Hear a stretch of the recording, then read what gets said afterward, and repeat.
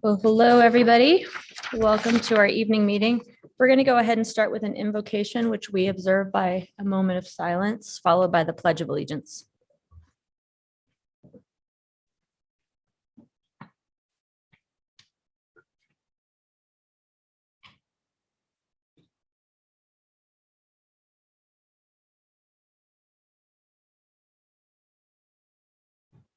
I pledge allegiance to the flag of the United States of America, republic for which it stands, one nation, under God, indivisible, with liberty and justice for all. Thanks. Clerk, will you call the roll? Bajent. Here. Clegg. Here. Halliburton. Here. Willetts. Here. Whittings. Here. All present. And next up, we've got a request for approval of the minutes from our work session and evening meeting last week. Madam Mayor, I move approval of the City Council minutes from the work session and regular evening meeting of January 24th, 2023. Second. We have a motion and a second. Clerk, will you call the roll? Halliburton. Yes. Willets. Yes. Whittings. Yes. Bajent. Yes. Clegg. Yes. All in favor, motion carries. And next up, we have under special business, a reconsideration and mediation request. Josh Wilson will be presenting. Thank you, Madam Mayor, members of council. On November 15th, 2022, City Council heard an appeal of the Planning and Zoning Commission's decision to approve a design review application, DRH 22-00074, located on Warehouse Way. It was for an industrial development comprising 7 buildings. City Council denied that appeal and revised findings and conditions were issued on December 6th, 2022. Subsequently, the appellants submitted a request for reconsideration and mediation on December 19th. Staff finds that the request for reconsideration, which is included in your packets tonight, does not include new information or information that was previously unavailable to council at that hearing. Additionally, applicant has gone to the lengths to make modifications to the project, including those required by City Council at that hearing, beyond what was required by the Planning and Zoning Commission to mitigate those adverse impacts. Therefore, staff recommends that City Council does not grant the request for reconsideration and mediation. That's stand for any questions. Thank you. Any questions for Josh? I believe if there's only a motion necessary if the council wishes to reconsider or go to mediation. Madam Mayor, that's correct. Okay, all right. Is there a motion that will be put on the table? All right, for lack of motion, then this is denied. We're going to move ahead to the consent agenda. All items with an asterisk are considered to be routine by the council and will be enacted by one motion. There'll be no separate discussion on these items unless a council member or citizen so requests, in which case the item will be removed from the general order of business and considered in its normal sequence. Madam Mayor, I move that we approve the consent agenda as presented. Second. A motion and second discussion. All right, clerk, will you call the roll? Halliburton. Yes. Willets. Yes. Whittings. Yes. Bajent. Yes. Clegg. Yes. All in favor, motion carries. Thank you. Next up, we have an ordinance on first reading. Madam Mayor, I ask unanimous consent that all ordinances on first reading be read by number and title only and filed for second reading. Without objection. ORD 5-23, an ordinance CAR 22-00017 for property located at 7735 West Victory Road, annexing approximately 7.8 acres of certain lands and territory situated in Ada County, Idaho, adjacent and contiguous to the corporate limits of the city of Boise City, establishing and determining the land use classification of said 7.8 acres as R-1C, single-family residential, 8 units per acre, setting forth a reasoned statement in support of such annexation and zone change, directing the city engineer to lodge and file a legal description and map for said annexed lands and territory, providing that copies of this ordinance shall be filed with the Ada County Auditor, the Ada County Treasurer, the Ada County Assessor, the Ada County Recorder, and the Idaho State Tax Commission, providing a copy of said legal description and map of said annexed lands and territory be recorded with the Ada County Recorder and filed with the Ada County Assessor and the Idaho State Tax Commission as required by law, and providing an effective date.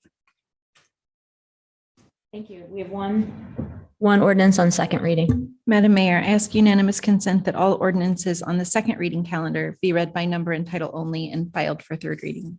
Without objection. ORD 3-23, an ordinance repealing Boise City Code Title 4, Chapter 4, entitled Motor Vehicle Emissions Control and providing an effective date. Thank you. And now we're going to move into the public hearings for the evening. First up, we've got CAR 22-23, but just as we move into these, there's 3 tonight.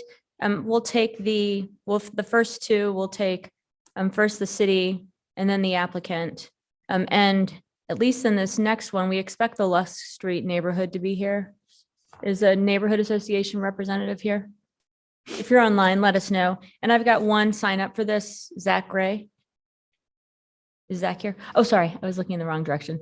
Great. And then if anybody else is here for this, just let me know and we'll check on. I live in Lusk.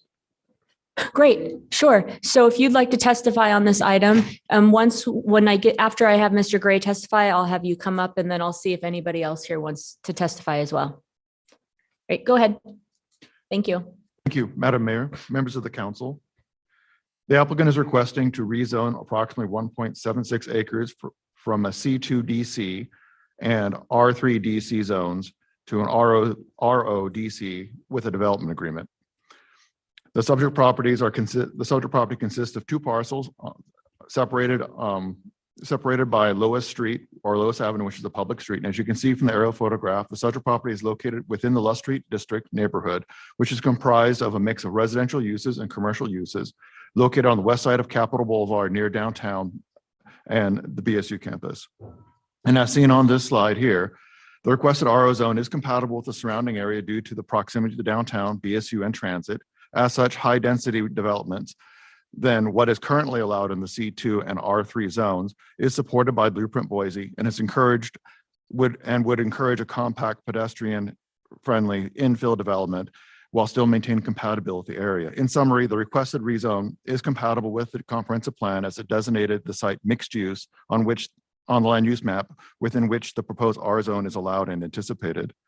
The rezone is being requested to construct 2 buildings, a 5-story and a 6-story in height, on 2 separate parcels, which are adjacent to each other. The 2 buildings will provide a total of 88 dwelling units comprised of a mix of apartment types and 900 square feet of commercial on the ground floor of the building along Capitol. To ensure active and commercial uses along the street frontage and the design review standards of the Lusk Street Master Plan have been met, a DA will be included to the rezone, and these are the conditions that will be included in the DA, and they're also in the draft DA within the project report. The rezone, the neighborhood association and several members of the public have expressed concerns with the project in terms of compatibility and compliance with the Lusk Street Master Plan. The compatibility concerns are in response to the site's mass and size of the building, which is not consistent with the character of the Lusk Street neighborhood and Capitol Boulevard. And I would note the comprehensive plan anticipates high density and more intense uses given its site's proximity to downtown, BSU, and transit. Other concerns of the project is that it does not provide enough storefront commercial and that it was another student housing project. To address these, I would note that the DA requires a minimum of 40% of the street frontage be comprised of active uses along with commercial use. And the applicant is proposing 55 or 53% of the active uses along the street frontage. And the project is also comprised of a mix of apartments ranging in size from studios to 5 bedrooms. As such, it is not intended to be a student housing project. In conclusion, the Planning and Zoning Commission recommends approval of the rezone and the DA. Thank you. Thanks. Any questions for David? Madam Mayor, Yes. quick question, David. Just to clarify what you just said, while the neighborhood is concerned that there's not enough retail frontage to qualify for mixed use and that it will be primarily for student housing, there is a mix of apartment types, and there is, at least in the one building closest to Capitol Boulevard, a substantial amount of retail on the ground floor. Is that what I'm hearing? Madam Mayor, Council Member Clegg, That is correct. It is a mixed-use building. They are providing a mix of housing types from studios to 5 bedrooms within the units. And there is 900 square feet of commercial space on the building facing Capitol. Thank you. Thanks. Anything further? Okay, now we'll hear from the applicant. We've got Deborah Nelson and Trevor Shore.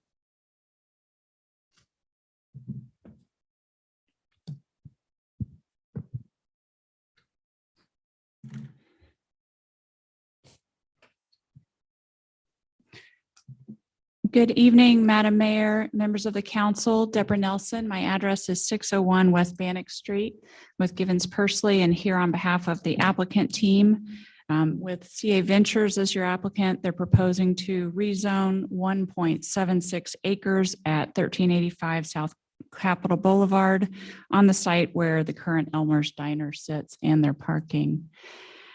With me this evening are representatives from the project team. CA Ventures will develop, own, and operate the project. CA Ventures has experience around the country developing high-quality residential projects with modern amenities, and a few examples are shown here. CA Ventures currently is in the process of developing the 917 Lusk project on the Greenbelt just north of this site. BDE Architecture is the architect for this project. BDE has focused on this building typology and the multifamily market for over 25 years, and Trevor Shore is with me here this evening. The land group is the civil engineer for the project. We appreciate planning staff support. The project design has evolved based on feedback from the city and from neighbors. Planning and zoning approved this project unanimously in November, and we agree with all of the conditions of approval. As David explained, we're seeking a rezone to RO to allow the construction of 88 multifamily housing units in amenity space with ground floor commercial, podium parking, and street improvements in 2 buildings that straddle Lois Lane. On this vicinity map, you can see the area. There are hotels and apartments nearby, as well as commercial businesses, including Base Camp and Papa Joe's, and other commercial that's closer to the heart of the Lusk District and north on Capitol Boulevard. It is a short walk or bike to BSU and Morrison Park, the Greenbelt, and downtown. The project is aligned with the comprehensive plan. On the future land use map, the site is designated as mixed use, where the city has already determined that RO is an appropriate zone and that multifamily residential and commercial are appropriate land uses. The site is also within a neighborhood activity center where the comprehensive plan encourages high-density residential. The site is designated within the comp plan as an area anticipating significant new development or redevelopment. And the project is directly on VRT's route number 3, which goes from the downtown hub to the Boise airport. Currently, the site includes Elmer's Diner and surface parking. This slide shows views of the current surface parking lot on the interior lot proposed for Building A and looking down Lois where you can see surface parking on both lots. These pictures illustrate how underutilized this key infill property is now. This slide shows the lot with the Elmer's Diner building and additional surface parking. The slide illustrates some of the unique and constraining features of this site as well. In the lower left picture, you can see a landscaped area between the building and the street, which is actually an extra parcel of land that's owned by ACHD and is not part of the project site. Also, in the lower right picture, you can see the existing landscaping that is within that ACHD parcel and on our site, and it straddles Drainage District 3's easement and the Bub Canal that runs along the north side of this project. There is a significant grade change between the sidewalk to the project site with an approximate 10-foot drop. In the aerial, which is in the upper right, you can also see the canal and that associated landscaping running along the north border.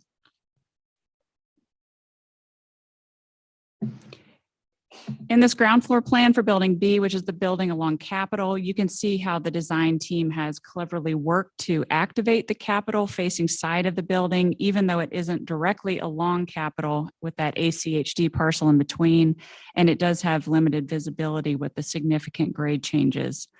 Along the southern end in the lower left, where the grade change is not quite as significant, they've added a grotto-style patio with a lower retaining wall, which wraps onto the Yale Lane southern side of the building with retail frontage.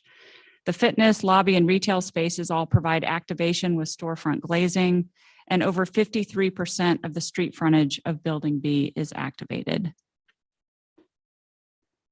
Overall, the project site consists of 2 buildings on the 2 associated parcels with 39 units on the interior site in Building A and 49 units in Building B adjacent to Capitol for a total of 88. The unit mix for the project is 61% small format, which is studio through 2 bedroom, and 39% large format, 4 and 5 bedroom units. A mix that serves both students and non-students alike who are looking for amenitized housing with walking access to work or school, commercial businesses, transit, and recreation.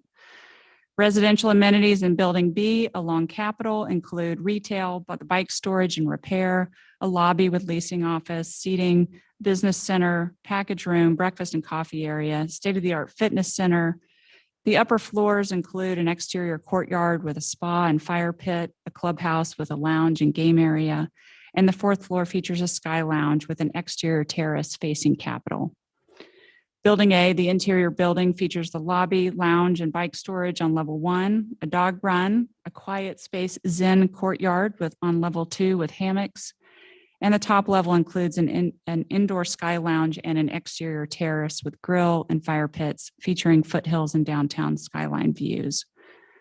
The project includes approximately 900 square feet of ground floor retail to benefit the neighborhood as a whole, an increase from the original plan based on feedback from the city and the neighborhood. To accommodate this much retail, structured parking with modern vehicle stackers is used, which efficiently hides the vehicles from the streets. The street frontages will be improved with new and improved sidewalks in alignment with the Lusk Street Master Plan requirements. Both buildings offer exterior patio seating along their frontage that will serve the general project. The Lusk neighborhood has raised concerns about added student housing. This project is designed to provide a mix of unit sizes to attract a variety of residents, but our expectation is that the project will also help meet the housing need for Boise State students who remain underserved for both on-campus and off-campus housing options. As Commissioner Gillespie noted at the previous hearing, we cannot tell students they cannot live somewhere, and this neighborhood makes sense for student housing. It is directly across from BSU's campus, it's on a transit corridor, and there are other student housing complexes nearby. Market demand is driving student housing in this area. Between on-campus and off-campus purpose-built student housing, only 17% of enrolled students have housing, a concern that has been in the news over the recent months and years. City of Ventures did meet with BSU about this project, and BSU was supportive of this use here. Commissioner Mooney noted at the prior hearing as well that the stock of 4-bedroom units in Boise is quite low, and City of Ventures research indicates this is the unit size that is in the highest demand in the city. So this project will help address that particular need as well, while providing a variety of housing to suit a variety of needs. This project must still be approved by the Design Review Committee, but we wanted to show you some of the elevations. The materials are in alignment with the neighborhood architectural details and reflect feedback from planning and design review staff and neighbors. Buildings will feature high quality materials, including metal siding with an urban feel like other projects nearby. That was Building B along Capitol, and this is the southern view of that from Yale. And we've highlighted the main entry opening to the project as you come down South Capitol from the depot, where you get the biggest view of that corner. Here's the interior building from Lois. As you can see, the buildings are designed to be unique in architecture from each other. And here is Building A from Yale. And here's a view from the rooftop deck on Building A, which opens north towards the foothills. The site aligns with a number of Blueprint Boise specific goals. As you can see on this slide, these goals encourage vertical mixed use and design activity centers to support existing and planned transit, to promote compact, walkable development patterns that support transit and reduce carbon emissions, to encourage high density residential development as part of the neighborhood activity center, and to activate streetscapes and encourage urban building forms. The project is also consistent with the Lusk Street Area Master Plan. Building A on the interior lot is in the multifamily hotel subdistrict, which is shown in dark purple. The Lust Street area plan notes that residential and hotel uses predominate this area, and this is an appropriate location for high-density residential uses. Building B on Capitol is in the retail district in red. And the plan notes that the blocks with frontage on Capitol Boulevard are underutilized and should be promoted for dense mixed-use development, including, among other uses, retail and urban housing. Specifically, the plan supports housing on upper floors in the retail subdistrict. And that is exactly what this project is providing. High-density residential in the multifamily hotel subdistrict and vertically integrated mixed-use building with ground floor retail and housing on upper floors in the retail subdistrict. The project also aligns with the goals in the master plan generally, the urban design goals. The project creates urban forms and designs that modernize the area and develops a vibrant mix of uses. The street level space is activated with people-oriented uses at a corner that has no current activation. The building massing is developed in traditional blocks rather than super blocks. The project increases pedestrian connectivity with new streetscape improvements and bike facilities. It includes rooftop decks as functional open spaces, all of which is encouraged in the plan. Finally, the project meets the transportation goals of the Lust Street Master Plan. The streetscape will include parallel parking, creating 13 new on-street parking spaces. The project converts surface lots to new uses, locates parking within structures, and encourages parking reductions based on proximity to transit and walkable environments, all consistent with plan goals.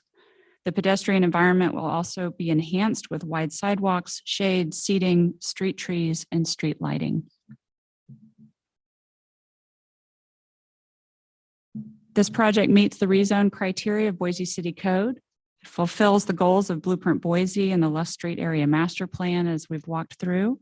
It provides needed housing and retail uses, and it will further activate the Lust District.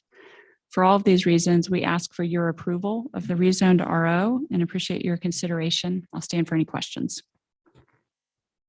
Madam Mayor. Deborah, could you educate us on the history of the conversation about the pathway? It was confusing to me from the packet. There was initially a request that a pathway be included and then something about construction costs and the canal, but I didn't quite understand it. Madam Mayor, Councilmember Bajan, I'd be happy to. ACHD has started a conversation about a possible re-improvement or new improvement to a walkway along Capitol Boulevard. It sounds like it'll be a new multi-use path, and it will come through this intersection, which will be great. It'll go along their right of way, which is in the portion of the property that's between the project site and Capitol Boulevard. As it crosses the Bub Canal, it'll be challenging. There will be some reconstruction needed because of that significant elevation drop. Currently, it is an open canal at that location. The project will be piping the canal, but not right at the street, in part because we don't know what ACHD is going to do there yet. They're still in a very preliminary design and collecting feedback phase of the development. So we have accommodated what we need to on our site. We'll make whatever room is needed at that northern end of the building to the extent it needs to come onto the property and not be entirely within the right of way where it looks like it will fit. But there's nothing that we can do to really anticipate the construction until we know exactly where it's going to go and what they're going to do. So we have a condition of approval that we worked out with staff to coordinate with ACHD and the city as needed to help facilitate that in the future. Great, thank you. I always feel like these conditions that are coordinate with or agree to talk about are kind of weak, but I understand why. So thank you. That was my question. Thank you. Madam Mayor. Deb, I'm looking at the traffic impact study and the table around parking space requirements. One of the things that we've seen in this neighborhood in Lusk is that if you have a 4-bedroom apartment, you have 4 students living there and they all have cars. And so while you might be required to offer 1.5 spaces, the reality is that you have far more cars than that. So I'm curious if you will be taking any steps to mitigate that, charging for extra for parking or anything that would discourage students from having cars since they really don't need them to get around that area. Madam Mayor, Council President, yes, we will be taking advantage of the city's parking reduction that are awarded to multifamily in this location, and as is supported in the Les Street Master Plan specifically to do so when you're right next to transit. But we think that it works here. And for a number of reasons, that it isn't entirely the larger format units that sometimes do have more parking demand when you've got more bedrooms, that we've got the 61% of those smaller bedroom formats. We are also, from an operational standpoint, if you don't have a parking space with your lease, you'll know that right up front if there's not something that's available to you. So you won't have the expectation that it won't be first come, first serve at any given day. So you will know whether or not you have a parking space operationally. Also, there will be appropriate provisions taken. They illustrated this in their 917 LUS project as well to provide accommodation for multimodal transportation through scooter charging stations on site, by having the bike repair station on site, by having those kinds of amenities that really do encourage people to get out of their cars. And we feel that from the location as well, I mean, literally being right next door to the transit stop and being across the street from BSU and walking a short walk to downtown, that you will not need a car here. So you won't expect one from an operational standpoint. You'll have other opportunities and ways to get around. And we hope that we also have a electric charging requirement in our DA for another multimodal opportunity there. So we hope that all of that does mitigate your concerns about potential parking impacts. I hope so too. And I wish that more students would realize how walkable it is to live in this neighborhood, because going there on any given day, the street parking is all taken up. And I think that while we have goals and we have policies that support those goals, sometimes how that plays it out in reality is not exactly how we want it to be. So any steps that can be taken to encourage people to not have single-use cars, whether that's providing a couple of spots for car share or something like that, I think those steps to really create good bike parking and some of that infrastructure are wonderful as well. Thank you for your analysis. Thank you. Madam Mayor, kind of some follow-up on those questions. I'm having some flashbacks from a past meeting that we had last year. I think it was when the old Pizza Hut was getting remodeled into a very similar design.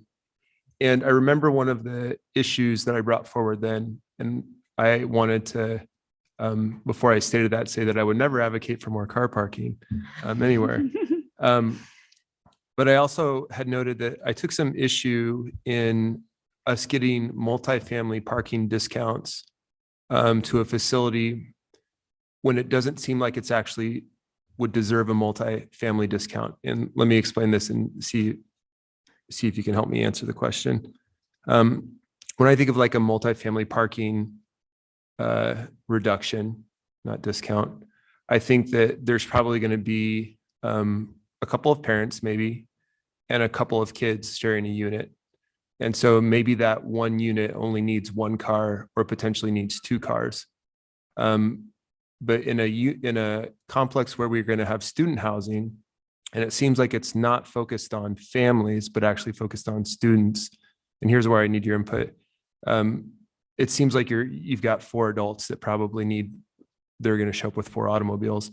And so my question for you is this designed for families, or is it really designed for, when we're talking about our 4-bedroom shortages that we have out there in the community that you brought up earlier, is it designed to meet that 4-bedroom shortage, or are those 4 bedrooms really designed for 4 students? Madam Mayor, Councilmember Halliburton, There's a lot of questions there, so let me see if I remember Sure. them all. Maybe I'll start at the end there. We can't tell anyone they can live there or not live there. So a 4-bedroom could house a family, or it could house students, right? From Yeah, the what Fair is it Housing designed Act. for, though? So there will be a variety of all the way studio to 5 bedrooms. A unit mix that includes 61% of the studios up to 2 bedrooms, and then 39% of the 4 and 5 bedrooms. So it's a mix. So as to who would rent the 4-bedroom, we don't control that. We expect in this neighborhood, it is going to attract a lot of students. That's what's in need right here. If families came there, they would also be eligible to live there.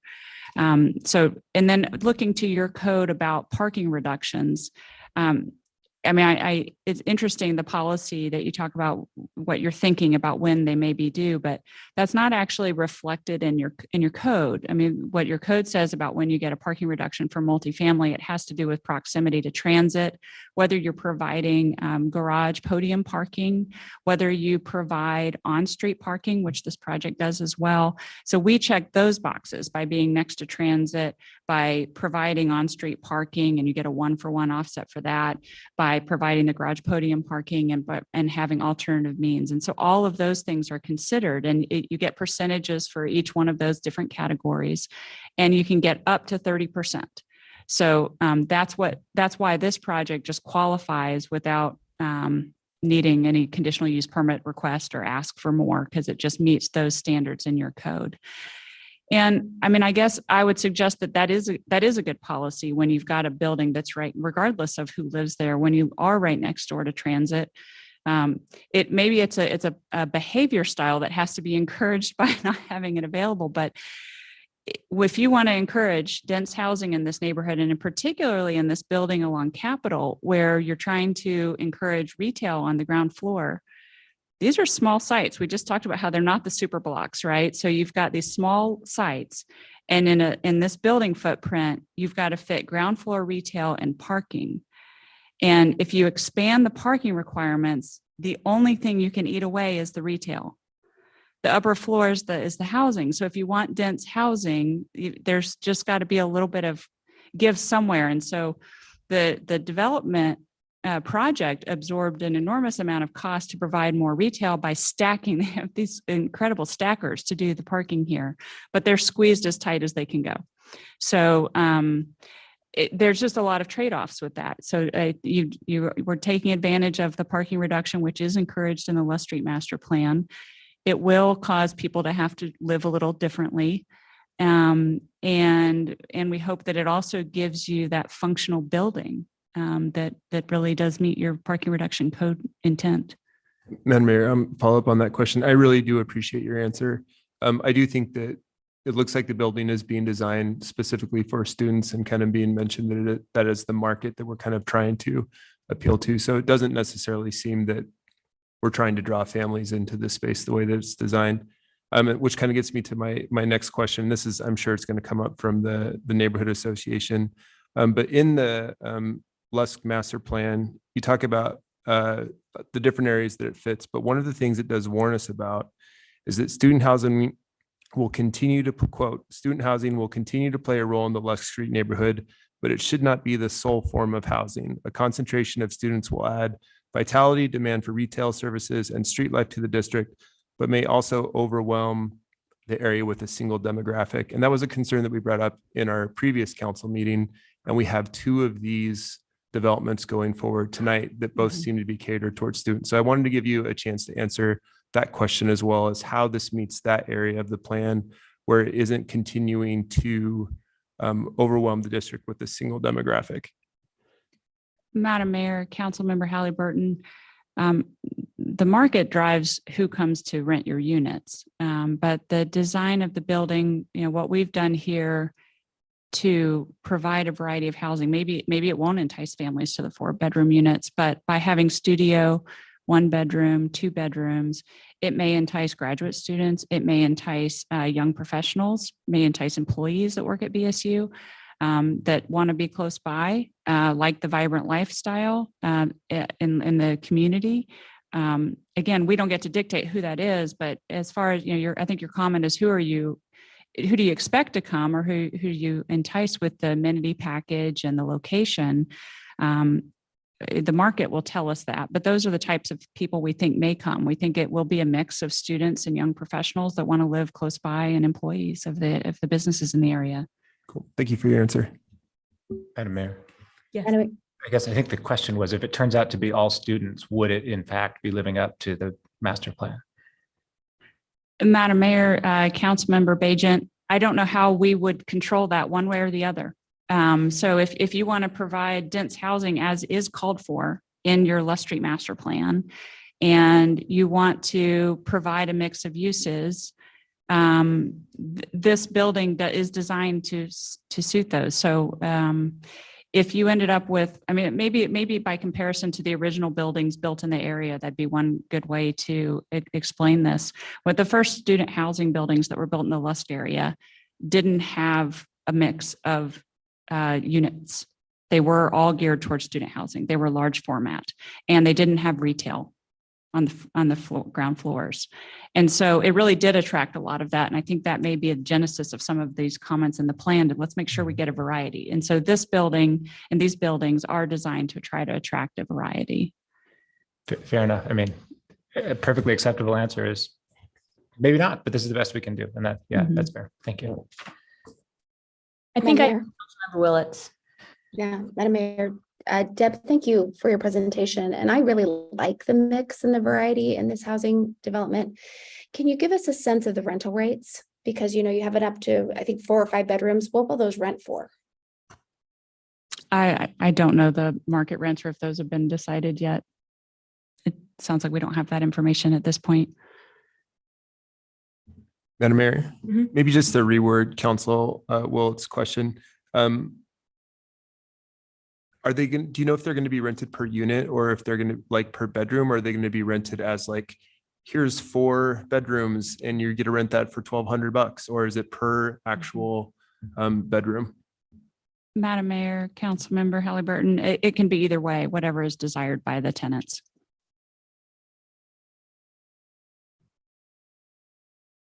Not everybody offers it that way, but that is what they've determined to do here, that they will, if you want to rent the entire thing yourself, you are available to. If you want to rent by the bedroom on the larger format units, you can do either.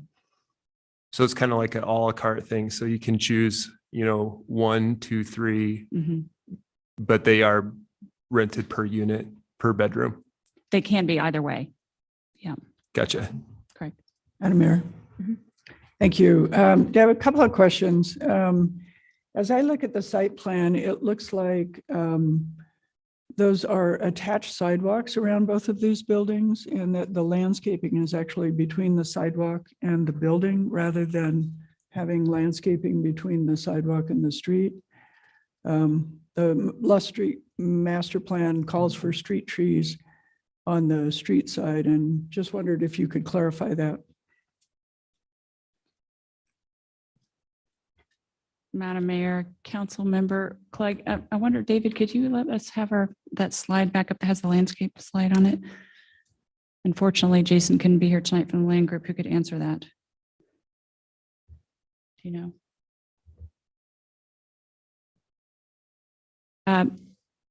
Let's see if we can look at this slide a little closer. Yeah, there we That's the go. landscape plan that you're referring to. I believe that the sidewalks there are attached. Is that correct, Trevor?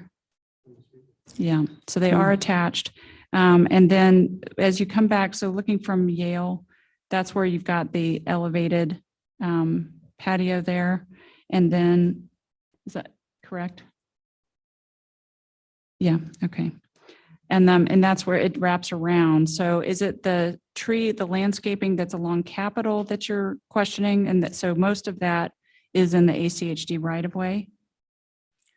So my question is, we know that having street trees between the sidewalk and the actual street space makes it more pleasant to walk. We've talked a lot about trying to get students, especially if they live in this district, not to bring their cars.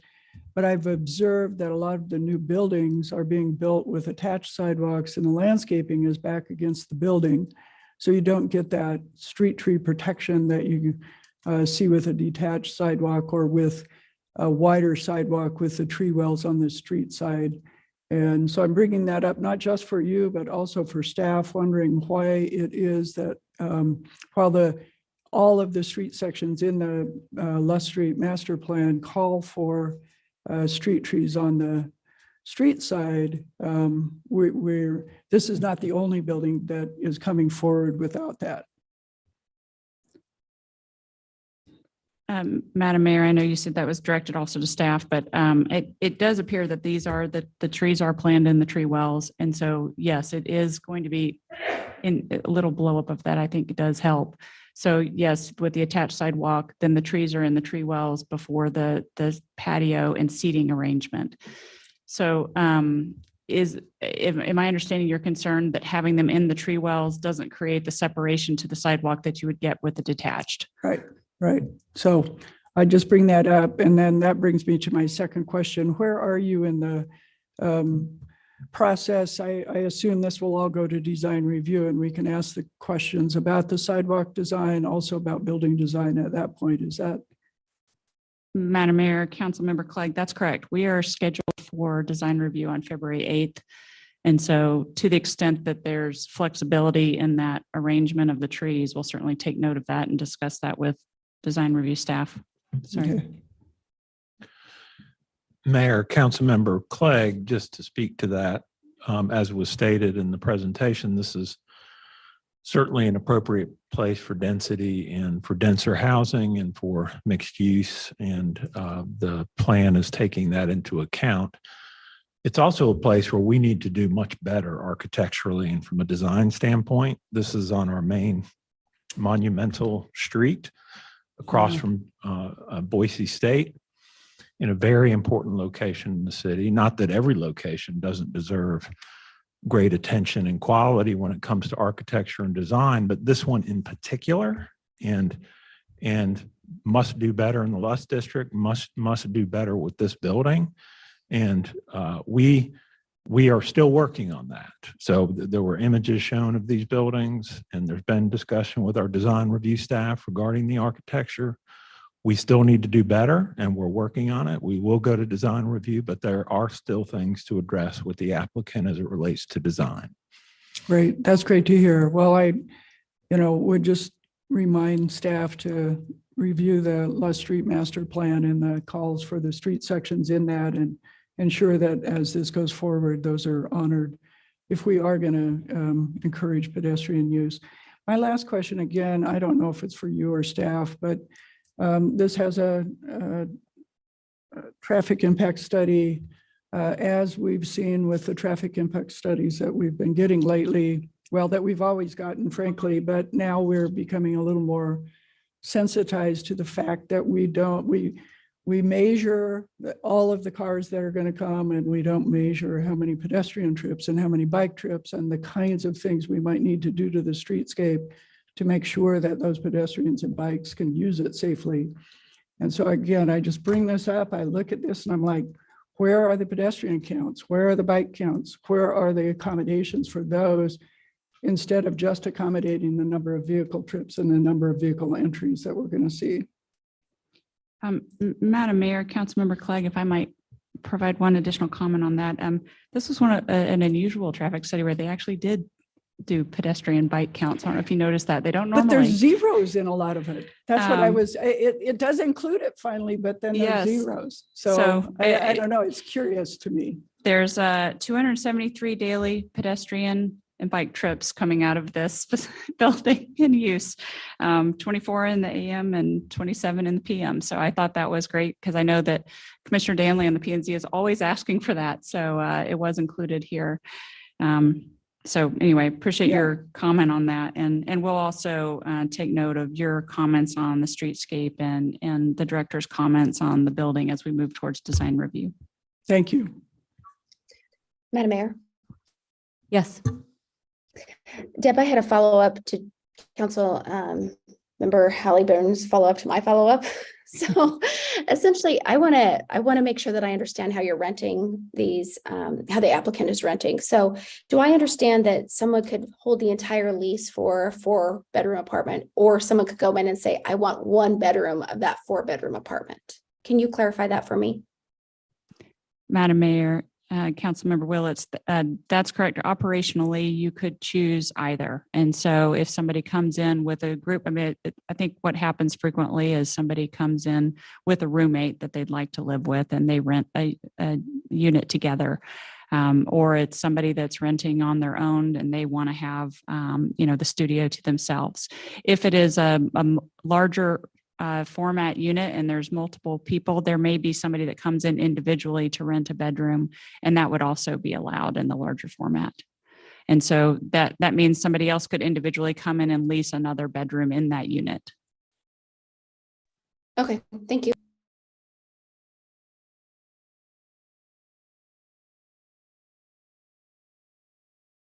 Thank you. Thank you. Okay. Next up, the Lusk Street Neighborhood Association. You're not the neighborhood association, are you, sir? Okay. Is anybody online from the neighborhood association? Okay, great. There they are.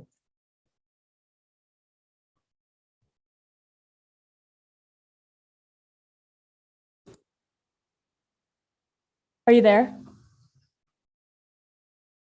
Oh, sorry. No, I'm looking at the screen, not at you. Can you hear me now? Yes, and it looks like you've screen shared. Okay, great. Good. You can see that. So I'll make sure to get this full screen here. Yep, thank you. All right. Thank you, Madam Mayor. Thank you, council members. My name is Nate Heinzman. I'm at 2582 North 27th Street, 83702. I am a full-time Boise State student. I have also worked full-time in the Lusk district. So I've seen firsthand, day to day, what impacts have on the students and what impacts have on those that work in our neighborhood. Now, our goals in this presentation is to clearly define that the project proposed as presented is student housing. Also, I want to ask the question, does rezoning to allow for even more student co-housing fit with the comprehensive plan and neighborhood master plan? I would also like to discuss the project deficiencies. I can also see in this presentation the placement of dumpsters. I did not get on and initially during the presentation, but it looks like they are still going forward with the plan of the dumpsters within the right of way. And also public safety, along with those street section designs you guys were discussing. Now, development proposals require defensible arguments that the replacement zone and project is an improvement from the currently planned zone. They also require adherence to all codes, comprehensive plans, and neighborhood plans. Our goal is to prove that the zone changes do not improve the overall well-being of the neighborhood, as well as not complying with the City of Boise's comprehensive plan, as well as the Lusk Street area master plan. Now, student housing is not currently defined in the city's municipal code. That this is better defined in the new zoning code rewrite as co-housing per municipal code 11603. The definitions of co-housing is a residential building that contains 5 or more individual sleeping units, where each unit is designed for occupancy by 1 or 2 individuals. This goes back to what Council Member Halliburton was talking about, the individual units being rented out. Because these will be rented out as individual sleeping units. Now, and also, this is going to be in with the new code rewrite. It's not currently in the code right now, so they are trying to expedite this process to get in and get ahead of that, or else they would be defined by the co-housing code. Furthermore, in the planner's project report, the technical memorandum provided by Keller Associates for the traffic study specifically references the 88 units by Capitol Boulevard, CAR 22-23, And the 34 units on LaPointe Street, this is for the development on CR 22-19 as student apartments. This is in the report presented to you, and it's also represented as student housing. Now, this is the basis of the traffic study utilized by ITE code 226 off-campus student apartments, mid-rise. Now, essentially what that means is this project was always intended to be student housing or student co-housing. Now, once we brought up this issue to them, they essentially are just remarketing what this development is. So what they're presented to you is not what you are going to get. Now, so on this specifically in the report, you can see on the project report pages 19, 20, and 21 for CAR 22-23 and pages 11, 12, and 13 for CAR 22-19. Now, in our opinion, a traffic study is a required document to achieve the requested approval. If the study is used to obtain the approval, the definitions contained within it shall also be used to define the project itself. And here is a map I quickly put together, crudely put together on this. And this kind of shows the housing types throughout the Lusk District. The orange and green areas are existing and proposed student housing developments that utilize or will utilize the rent per bedroom model. It's easy to see that this is already the predominant use of the Lusk District. Now, we are essentially just inundating this neighborhood with one single housing type. Now, the presenter for CA Ventures stated it's just what the market dictates. We would also like to say that it's what the marketing dictates. Now, in our previous conversations with the developer, we have quoted them as saying that they will be marketing to students. So, this is and always has been a student housing development. Now, if we get to a breakdown of the numbers within the Lusk District, it's a percentage of student housing that currently exists in the neighborhood and what is proposed. We're currently sitting at a capacity of 74% of the livable rentable units that already utilize the rent per bedroom model. The proposals, and this is both proposals by CA Ventures today, the proposals would bring us to 77% of the livable units in the Lusk District. You can see that these proposals served only to intensify the problem. Now, here's a list of statutes from the comprehensive plan that the proposal violates. The notable items are the mixed uses statutes, which clearly 70% of one housing type in a neighborhood is not a good mix of use. The comprehensive plan clearly recognizes the Lusk Street Master Plan as the vision of growth and redevelopment in the Lusk Street neighborhood. The statute for housing choices is very important, as we have clearly proven that there is not a variety of choices. You'll also see that the traffic closures were designed within the street right of way. This was noted in the planning and zoning hearing, but as we can see in their plans, they are still within the right of way, and I don't see any indication that they are looking to try to change that. Even now, we are going from the architect's plans to the land group's plans. They are still in the streets.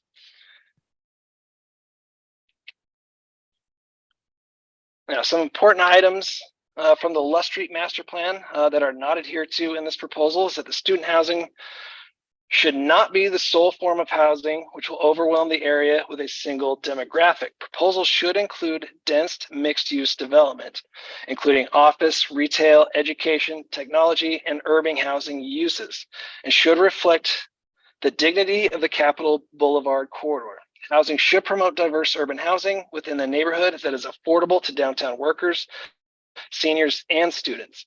Now, it is our goal as a neighborhood association that this is open to everyone, students included. We want everyone to have an opportunity to rent these units. Now, we want families to be included with that, professionals, even affordable housing options as well. We are not going to any particular demographic. We want this open to everyone. And as the developer has stated, they are just going to be marketing to students. Now, the land use map on page 8 should inform new development as intended. That is page 8 of the Lusk Street Master Plan. Therefore, the entirety of the CAR 22-19 should not be allowed, as well as the portion of the CAR 22. I have it written in my notes, is the other one. And that is CAR 22-23. Fronts capital and is non-compliant as adhered to as the current zoning. We, as a neighborhood association, are asking to maintain the current zoning standards. So here you can see that are a couple of pictures of kind of the impact of the pedestrian spaces. Now, this is essentially just your basic design that they're trying to do, and there is no interaction. What we are requesting the developers to do is to create more engagement with the community, and that can bring more people to the Lust District. This right here is just with the tenants and is kind of just a standard dull areas that nobody else in the city of Boise has access to, except for trying to park here and go to events at the park and on campus. Here's a few more areas. We do note that a lot of our areas that front the green belts have parking on there, and 917 wasn't supposed to have any. 917 Lust Street, the development that is being built right now, it was not supposed to have any parking right up to the greenbelt. As it's being constructed right now, if you go and look at it, it does appear that it is parking despite what they are saying. And then also in the plans presented to us in the beginning, shows a parking garage going right up to the greenbelt. So it's just kind of an example of CA Ventures kind of not being truthful up to what they are providing. Now, here's what we'd like to see on this. Is a lot of adaptive reuse in the Lust District. We want to keep a lot of what is there. We can keep the Elmer's building. We can keep the mechanic shop on LaPointe Street and use those for other uses as well. And it also keeps the character of it and also promotes the small businesses in there with adequate space that the retail spaces that they are providing just won't provide. So, in conclusion, the proposal fails to provide a variety of multifamily housing by continuing a per bedroom model. Proposal identifies itself as student apartments and student housing, creating a lack of housing option and overwhelming the neighborhood with a single housing type. LDNA encourages development that promotes diversity as well as opportunities for residents of a variety of incomes. This proposal violates multiple comprehensive plan statutes that seek to maintain the healthy community and smart growth. This proposal also violates multiple Lust Street Master Plan directives, such as a variety of housing and street typologies by constructing trash enclosures in the street right-of-way. Proposal also fails to validate why more student housing is an improvement over the current zoning designation. And we would hope that you can find it to turn down this proposal to rezone these areas. Thank you. Any questions for Nate? All right, thank you. So I'm going to move into public testimony. You signed up for, I read off the wrong one. Are you here to testify on this one? Just on this one, just to say aye. Oh, great. Well, come on up. Okay.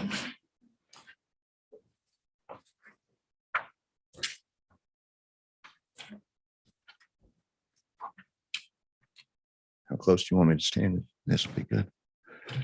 My name is Zach Gray, 2859 East Gloucester Street in 06.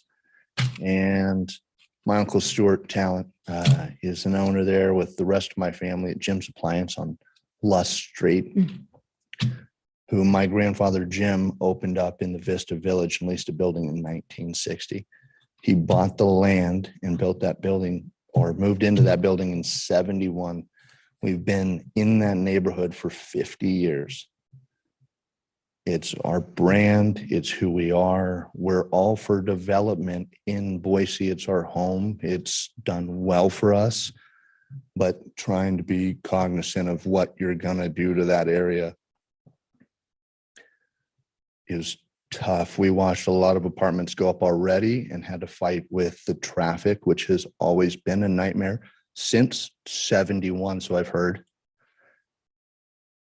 And the landscape around the town as you come down from the depot has changed from the 80s, the 90s. Oh shit, a month ago. We strive to support our community. We really do. You know, most of people in here probably have been into the store. And right above the door, it does say, through these doors walks Boise's best customers. And everybody that is there already is pert near 40 years older than I am. So they're getting tired. But I'm 33, so I don't plan on going anywhere else. That's home. That's where my mother are. That's where my father is. That's my cousins, my uncles. And proudly, we've created a business in that neighborhood. But that's all I wanted to say, was introduce myself and say thank you. Thank you. Yes, ma'am. Madam Mayor, I do have a question. So business owner, I don't know if are you involved in the Less District Neighborhood Association? No, sir. No, okay. So the Less District Neighborhood Association was just on, and they said that one of the challenges was just a kind of dominating type of housing type that's kind of overwhelmed the neighborhood. And I guess I'm trying to figure out how that, if that's what you feel as well. Is it the housing in general? Is it the student housing? Is it, what is the negative effect? It's the housing in general. The businesses that we've got spread down the line there has created a lot of ventures for us, sending people down the street. We have old customers that come in and they see the new businesses downtown, and they're able, well, not with the parking and not while school's in session, able to walk down the streets because it's too busy and it's dangerous. But the buildings alone going up around us and how closely knitted those are is uncomfortable at best in that small environment. Great. And so just to clarify for you, Please. it's not necessarily just that it's student housing. It's just the amount of housing and growth in the neighborhood in general. Is that what you're saying? Yes, sir. Great. Thank you. Yeah. Thanks. Madam Mayor, Yes. I had a follow-up question, so tell him not to go. He's back. Come back. Okay. First of all, thank you for being a staple in the community from a business perspective. I've been in the appliance store, and I've always appreciated these businesses that are long-term and that they stay throughout generations. So thank you. I want you to talk a little bit more about your parking concerns and how that affects your business and your interaction with customers and things like that. Could you give us some more insight into that? No, I definitely can. So we all have street parking, right? And in front of our particular building, it's at a diagonal, which has created concerns, but it's the easiest way for people to come in and out of our store safely and to get enough trucks in. We also have our delivery trucks that are loading up, well, nowadays on almost street side because of a lot of the growth. And having parking on either side of the street with limited sidewalks has created numbers of accidents there that we'll witness once a week, just because cars are flooded through. And I heard the housing there being four places into one building there. And I don't know about the companies that are building this, but I've never met somebody that lives in a place paying $2,000 a month who didn't own a car. So we'll know that'll be on the street. Thank you. Yeah. All right. I think now we're good. Okay. Thanks. Sir, in the blue sweatshirt, did you plan on testifying on this? I don't have no comment. Oh, okay. All right. Well, thanks for coming and joining us. Appreciate it. Anyone else here to testify on this? All right. Anybody online? Okay.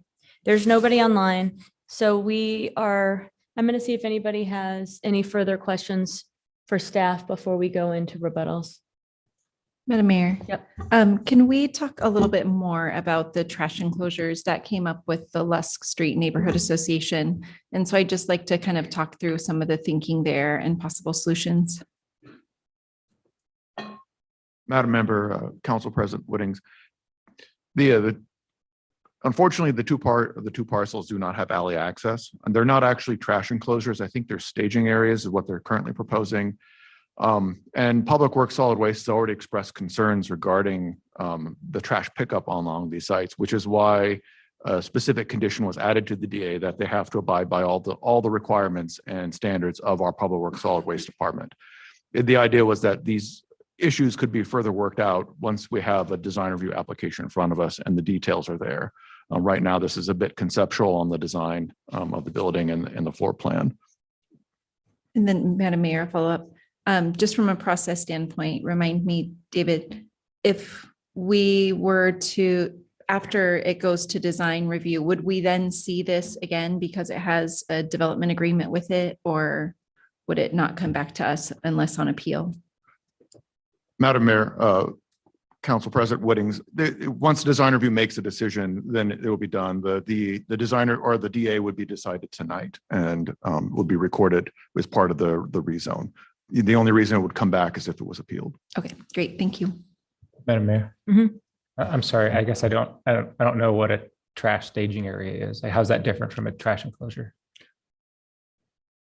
Madam Mayor, Council Member Bajent, a trash enclosure is an actual like a cinder block enclosure or structure that my understanding that the trash container would be located in. The staging area is my understanding is that the containers would be held inside within a trash room inside the building in the parking garage. And then during trash pickup, they would wheel them out and stage them on the street so that the trash truck can pick them up. I don't know if these structures are designed such that trash truck could get inside.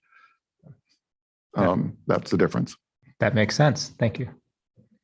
Madam Mayor, I'm going to try to ask this question and hopefully it makes sense. I brought up a question earlier about multifamily parking reductions. And I'm wondering if our intention behind parking reductions for multifamily has to do with the hope and idea that these could be one-car households, or is it simply because of where the multifamily housing is located in the city? Madam Mayor, Council Pro Tem Halliburton, I think as far as the parking reductions that are granted through our multi-living use standards, those are, as the applicant had stated, are based on site location next to transit. If it's if it's a mixed use project, if they're providing podium parking, things of that nature, that's how you qualify for them. I think more of the trying to get into what you're saying is the actual allocation. So where we call out for a 3-bedroom plus apartment, you're allowed 1.5 parking spaces, or for a studio, you're required 1 or like slightly less than a parking space. And in those cases, I think we're actually looking at who's actually using it, the actual parking allocation built into our parking code, not necessarily the reduction. At this point, our code would look at this as multifamily, so we would have to use those standards. Perfect. That's super helpful. And then Madam Mayor, one more question. This was brought up by the Lusk District Neighborhood Association, and it was talking about our future zoning code and the possible addition of a, what do they call it? A co-housing zone. And I hadn't heard of that before. I don't know if that's something that we are planning on doing, if that's something that that this would fall into in a future code. Madam Mayor, Council Pro Tem Halliburton, our zoning code rewrite in the draft proposal now, we do have that as a definition, the co-housing as described, although that could change. It's still very much a draft form. And I believe that land use is called out now in the use, or is proposed in the use tables under the code rewrite, but our current code doesn't have it. But it's still very much a draft, and I don't know if it will stay or not. Yeah, Madam Mayor, just to follow up there one more time. So the type of housing that they're proposing here, where it's rented out per room, would this be considered that type of a co-housing in our current draft? Madam Mayor, Council Pro Tem Halliburton, I'd have to reread the definition again of the zoning code rewrite on how they define or how it's proposing to define co-housing. I honestly don't know the answer unless I take a look at the new zoning code and what's being proposed. That's right. I appreciate it though. Okay, with that, we'll go ahead and to rebuttals. Applicants welcome to come back up. Madam Mayor, members of the council, just a few comments. I think the solid waste placement has been addressed. That has been moved since the original site plans, probably that the commenter was noting through work with solid waste into the staging area that was described by staff. And so that will be compliant with how solid waste wants that to appear and will minimize impacts to the streetscape. We will have also a large public art piece on Lois at the street level on the interior side of Building B. There was a comment from Nate about the view of that building and the facade of that building. Again, that'll be addressed at design review, but wanted to note that for you. An additional comment on the parking. This is an area that's in the floodplain, and so it is limited where you can't go down, which sometimes is a way that you can increase parking when you've got these smaller footprints. But this area is particularly constrained because we can't go down, and so it does limit that parking to that main floor. There were some comments about the marketing and the leasing, and so CA Ventures does not target only students for their marketing. I mean, they truly would like to fill the building with tenants. They have, as long as somebody is renting the building, they've served a purpose of successful marketing and filling the building. It doesn't benefit them to target students versus non-students. Their ads are placed on apartments.com and Zillow, multifamily platforms generally. They have a website and leasing office that it welcomes anyone in, and again, is targeting the general multifamily platform to bring in tenants. They are providing a variety of housing that is unique in this area, and so it may well entice people that want to live in this area that are not only students. In the meantime, there does remain significant demand for student housing, and I think that's why BSU was supportive of this proposal in this location at this time. We do comply with the Lost Street Master Plans. We walk through each of those categories, whether it's the design standards, the streetscape. We are compliant with the streetscape typology that's in there. Doesn't mean we can't take comments on how, opportunities, but we are compliant with it. We are compliant with the transportation plan, with the parking plan, and so all of the different categories within the West Street Master District.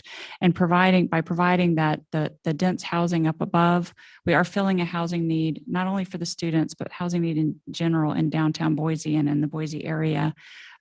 This will support the businesses in the area. We hope that they bring additional consumers to the businesses in the area and really help round out the neighborhood. And by contributing our own commercial space and street front improvements, we hope that will also add to the vibrancy of the neighborhood and the safety.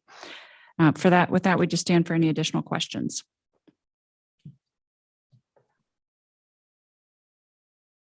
Thank you. Thank you. All right, I'm going to go ahead and close the public hearing on this one.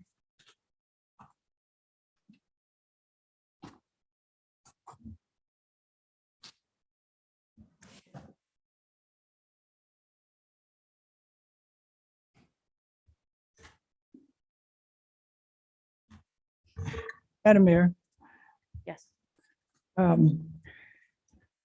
I'll go ahead and make a motion.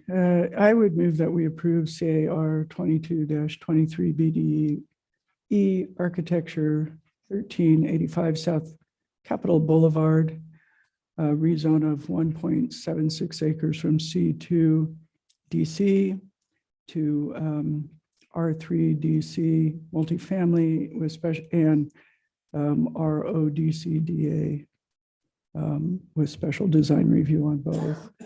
And if I get a second, I'll explain my motion. Second. Thank you. I know there's a lot of concern in the Lust District that there's too much student housing, that the design standards haven't been as highly looked at as they should have, that there is too many cars. To be honest, I've always had the philosophy that more housing is good. And it's interesting that we tell many single-family neighborhoods that we can't control whether a building is owner-occupied or not owner-occupied. Not sure that similarly we can tell a developer that the multifamily building they're going to build has to be marketed a certain way. What I do know is that once that building is there, we then have housing stock that can adapt over time if need be, but from the beginning accommodate a number of residents that today probably can't find a place, especially in an area like this. Having said that, as I noted, have some concerns about the design, about the streetscape, about the lack in general, not just of this developer, but many, in identifying not just how to accommodate for cars, but also how to better accommodate for pedestrians and bicyclists. I'm confident that those things, as we brought them up, will be looked at design review, recognizing that we won't see it again, even if it is approved there. Our codes do support this. I have a little bit of concern moving from retail to multifamily on the one portion of the site. However, again, I think that this district in general already has a fair amount of commercial and mixed use, and this one site is not going to overwhelm that. So I will be, I do support getting more housing built. I do think that while this isn't a perfect development, it certainly begins to move more toward that in this area where we need it so badly. Madam Mayor, I was really reticent to make a motion on this because I'm struggling with it a lot. The infrastructure in the Lust District has not kept up with what it needs to be. And we heard from a current business owner in the neighborhood who's, been part of that. It's been underserved for a number of years. There's not safe pedestrian facilities in the neighborhood. It's overrun with cars, and we've added significant development to it just over the past year. And so I struggle because I think that there are plans to improve the Lusk District. It's in an urban renewal district, part of CCDC's shoreline plan. I think that that will catch up. But right now we're in this kind of chicken and egg scenario where the infrastructure is terrible. There's no structured parking. I don't want to add more and more parking, but also I don't want the neighborhood to get overrun with cars and make dangerous scenarios like we've heard about tonight. So I feel really torn on this one because there is significant development already going in. There's been a lot that has been stood up over just the past several years. There are plans to improve existing infrastructure, but I'm not sure if adding more dense, student-focused housing to this area is going to help. And I think it might need a little breather, but I'm interested in hearing from my fellow council members. Madam Mayor, I can jump in there. I think I'm in a similar spot.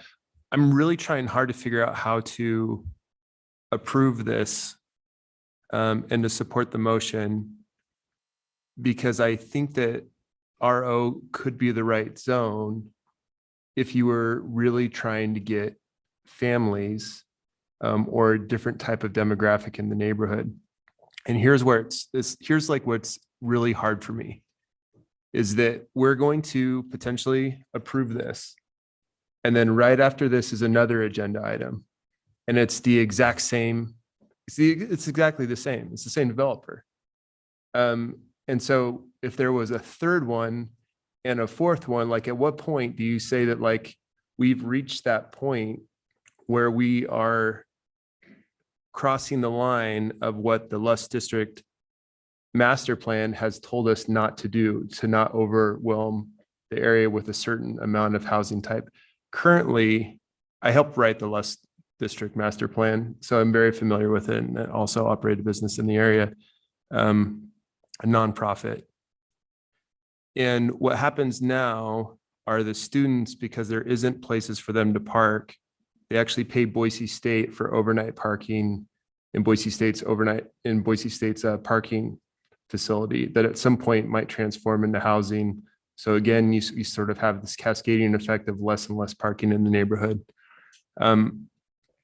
So that's where I'm stuck, is if there was 3 or 4 or 5 of these on here tonight, which there might be more coming down the road, like when do we say that we've hit that point where we've overwhelmed it with one housing type? And I think it would be, I don't think it's accurate to say that this isn't designed for student housing. It's being designed to be rented out per room. And if it were not being rented out per room, if it really were being designed or marketed towards family or a different type of housing type, then you wouldn't be worried about the parking, because you would be trying to find, you know, tenants that would be 1-car houses, not 4-car. I think that I can go through and I have to make decisions that are based off of code. And so you have to look and see, you know, the impacts that it will have to the neighborhood. And I think that you can look through and you could say that these do not meet the criteria if it's designed for this type of housing. But I still think that RO is the correct zoning for here, because I think it needs to be that dense with housing. And that's where I'm struggling the most. Madam Mayor. There's a third thing I want to talk about, but later. I want to focus on this part first. So hopefully we can circle back after we move past this part of the discussion. Part of the problem is that Boise State is a little behind on providing for student housing. And so we carry, neighborhoods around there carry the burden of that market inefficiency. And I take the applicant's point to be correct, which is we're going to build something and it's going to get filled up with the people who most want to be there. And for that neighborhood, the people who most want to live there are students because of where it is. There are things we could do to try to nudge that or move that in another direction, make it more desirable to families or to young professionals who work downtown. But we're going to be doing it in opposition to that giant economic market fact, which is that Boise State brings a whole bunch of students to that area of town, and there's not enough place for them to live within Boise State's facilities. And, you know, for a couple of years, we've talked about how we need to coordinate and work more closely with that, but that's the economic problem. And so to Council Pro Tem Halliburton's comment, RO is the correct zone, but student housing isn't the correct use, I think really highlights the problem. Like RO is the correct zone for what we want there, but this type of use that the market is just going to press in on it because of the nature of the people who need to live close to campus. Like, what do we do with that? That's the problem. And I pointed out, not to say, here's what we do in this application, but more broadly, like we got to sort that out because the next one, the fourth one, the fifth one, the sixth one will come. I'm likely to vote to approve the application because at the end of the day, we can plan and hope and wish, but the college kids need a place to live. Maybe it'll turn out to be that families do want to a la carte rent 4 units and stay there. I doubt it. I think it's all going to be students. And frankly, I think that's probably the business plan, but it's a business plan because the need is there. Madam Mayor. Yes, go ahead. Yeah, I think this is a really healthy discussion, and I echo a lot of what my fellow city council men and women have said. A couple of thoughts. I do think that this will be student housing, just based on the rental model. And for for many of the reasons that other council members have brought up. I don't think you're going to have families that are going to rent a la carte rooms. I would love to see more family housing downtown, but I also understand there's a need. I had a daughter who went to Boise State and she walked everywhere she could, but she also had a car. And so this will have an impact when it comes to parking. It will have an impact when it comes to, business and residents trying to find a place to park. But I think in terms of density, it's right where it needs to be. We need to have higher density downtown. It's more built. It's built for it better than other areas of the city, which is why I seconded the motion. If there's a better way to get an outcome here, I'm open, but I feel like they've ticked the mark when it comes to the applicant. Even if I would like to see something different, I think the market demands more housing for Boise State students.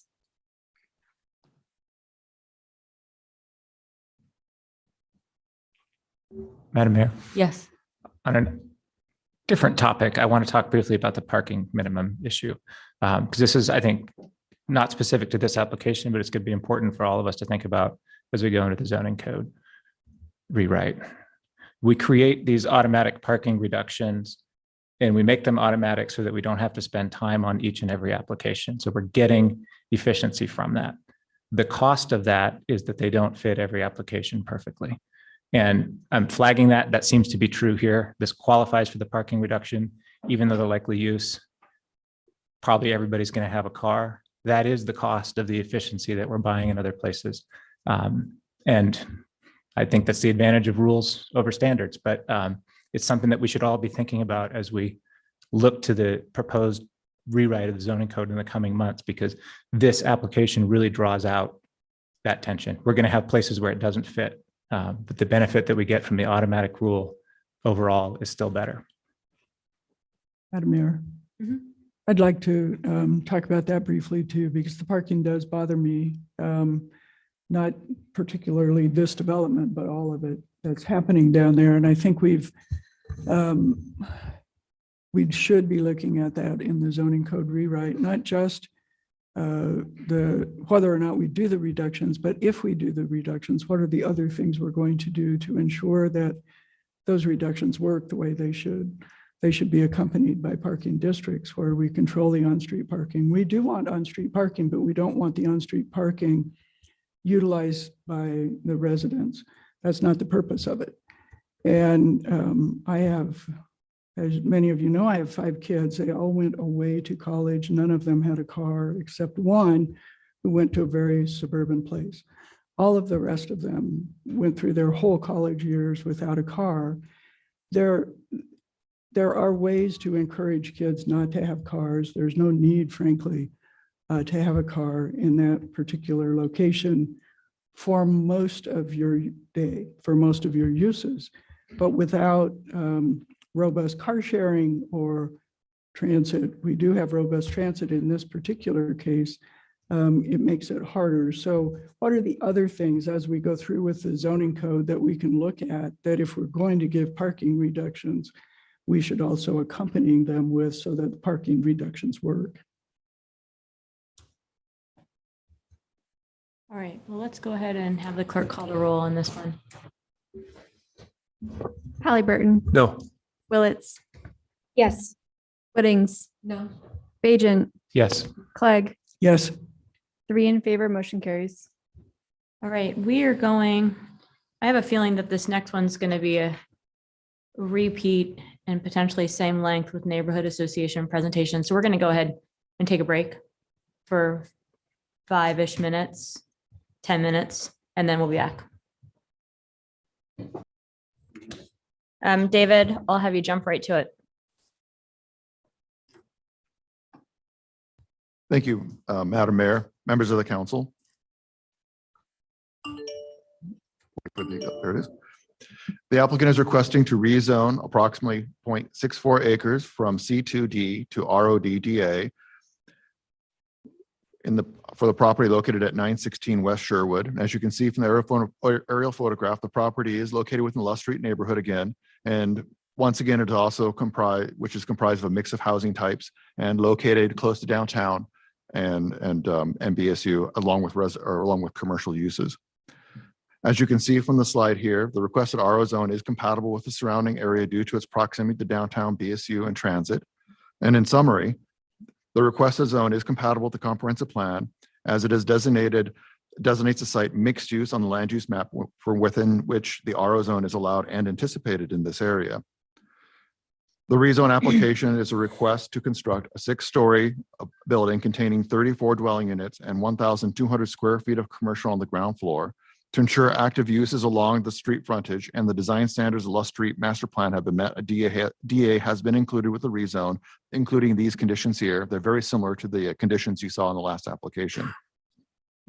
The Neighborhood Association and several members of the public have expressed concerns of the project in terms of compatibility and compliance with the Lusk Street Master Plan. Compatibility concerns are in response to the size and mass of the building. And to address this, I would note the comprehensive plan once again anticipates high density and more intensive uses in this area given its location. Other concerns is that the project does not provide enough storefront commercial, and that once again, it is a student housing project. As such, I would note that the DA does require a minimum of 40% of the street front be comprised of active uses, and it will include ground floor commercial space. And the applicant is proposing 55% active uses for this project. And also the project is comprised of a mix of apartment types again, ranging from studios to 5-bedroom units. So in conclusion, the Planning and Zoning Commission recommended approval of the rezone. Thank you. Any questions for David? All right, let's go ahead and hear from the applicant.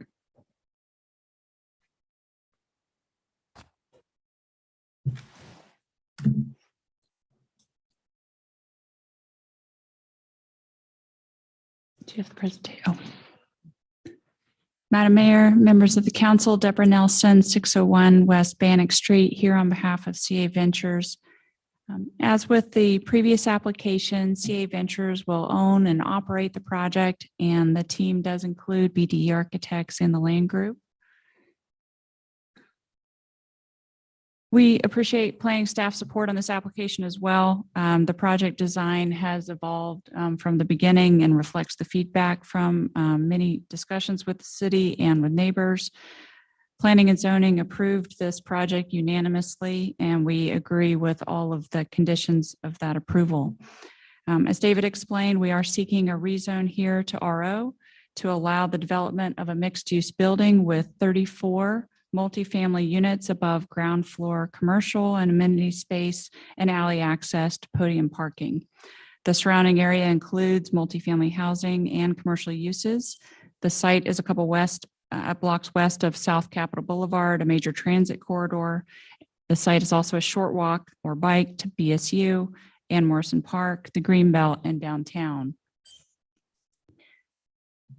This area is designated in Blueprint Boise as one where significant new development and redevelopment is anticipated. And it is designated on the future land use map as mixed use, where the RO zone has been determined to be an appropriate zone and housing and commercial are appropriate land uses. The project site is adjacent to RO zoning on the west, and RO zoning is also near the site in the north and the southeast. The site has access to 2 transit stops on VRT's Route 3, which provides convenient access to downtown and the Boise Airport.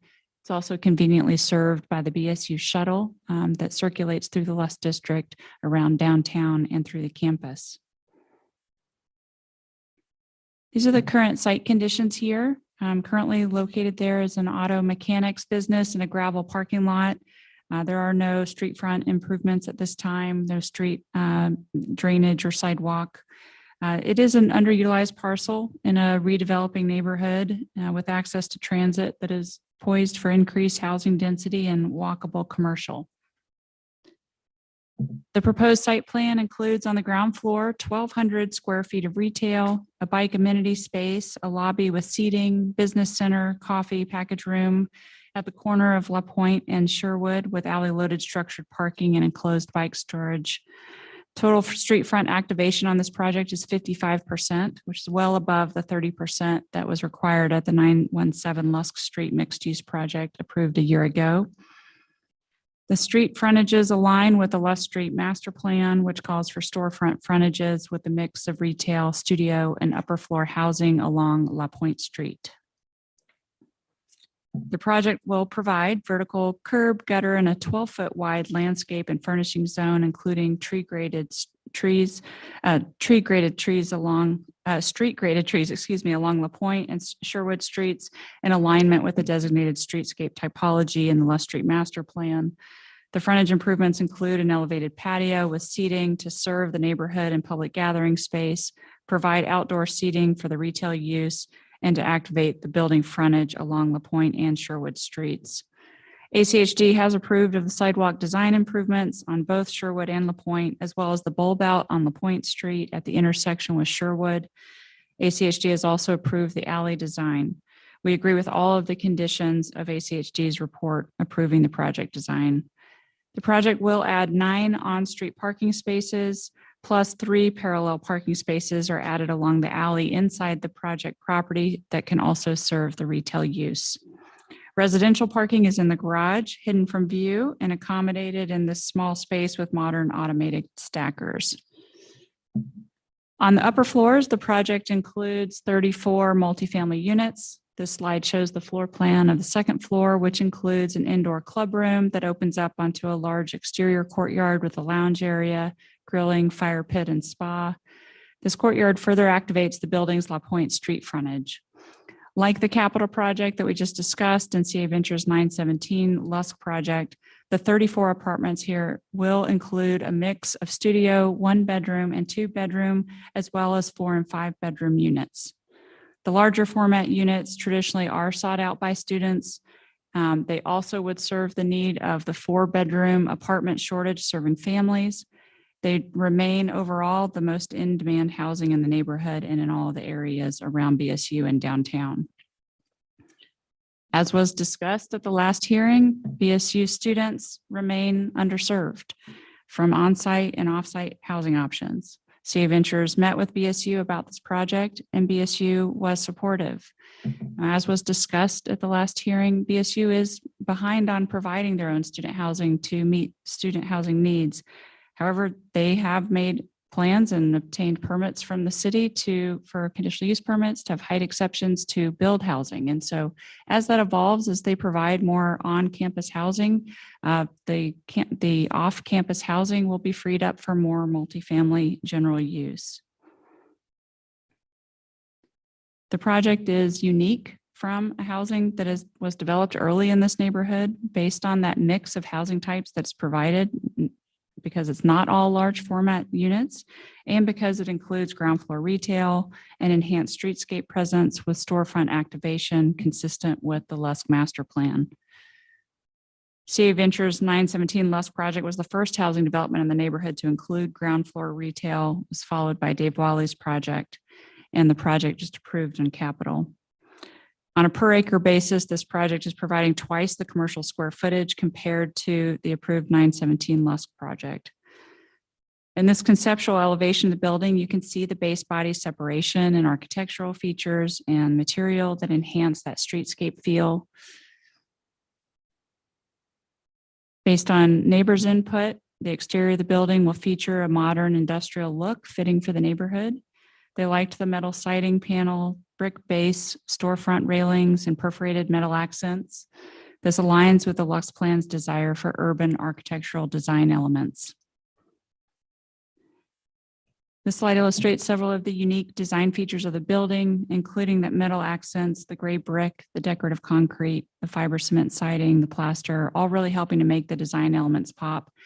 And this will, of course, be vetted through the design review committee, but we share it just to really show how the street level is defined as a solid, distinct base, enhancing that pedestrian-oriented experience. The project aligns with a number of Blueprint Boise's specific goals, including to encourage vertical mixed use and design activity centers, to support existing planned transit, to promote compact, walkable development that supports the transit, to encourage high density residential development, to develop more urban housing and livability, and to activate streetscapes. This project has been designed to closely align with the Lusk Street Master Plan. It fulfills a number of goals in the plan in the land use section by developing a walkable urban neighborhood, minimizing surface parking, mixing complementary uses, and weaving the urban fabric together with pedestrian connectivity. The retail and streetscape activation promotes the area as an active 24-hour district of the downtown core.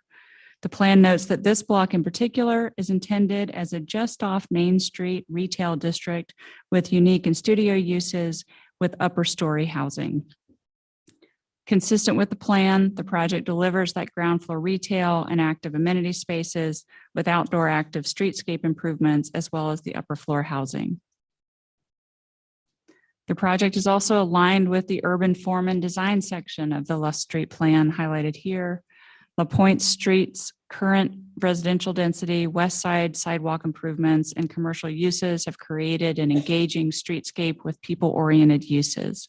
With this project, City of Ventures adds to that landscape with ground floor activation, elevated public patio, and contributing more frontage to the plan's pedestrian-oriented just off Main Street concept.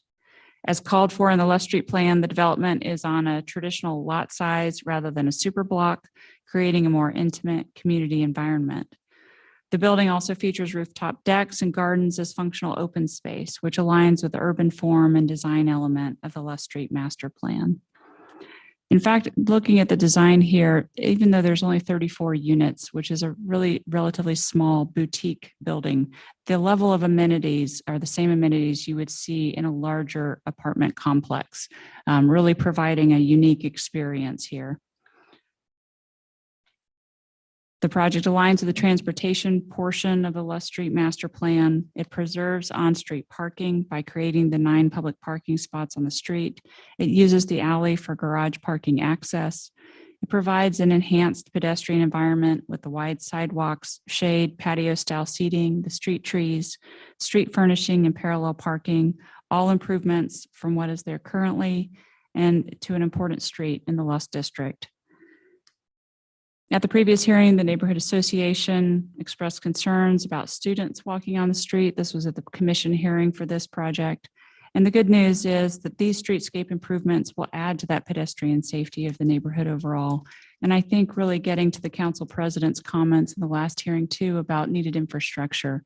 As these projects come in, they are providing this, at least the infrastructure that enhances that pedestrian connectivity and here onto a corner and 2 major streets. The project streetscape does align with street typology number 3 in the Lusk Street Plan that is called for in this location, which calls for wide sidewalks, street trees, parallel parking, and outdoor seating to create an engaging neighborhood feel. The plan calls for the streetscapes to be 36 feet wide with a 12-foot wide landscape and furnishing zone that includes the tree wells, lighting, and other street furnishing and an urban environment. And this project will match that typology. This project also closely aligns with the parking section of the Lusk Street Master Plan by creating new on-street parallel parking, adding the 3 alley spaces to serve our retail while concealing the resident parking interior to the site within a parking structure.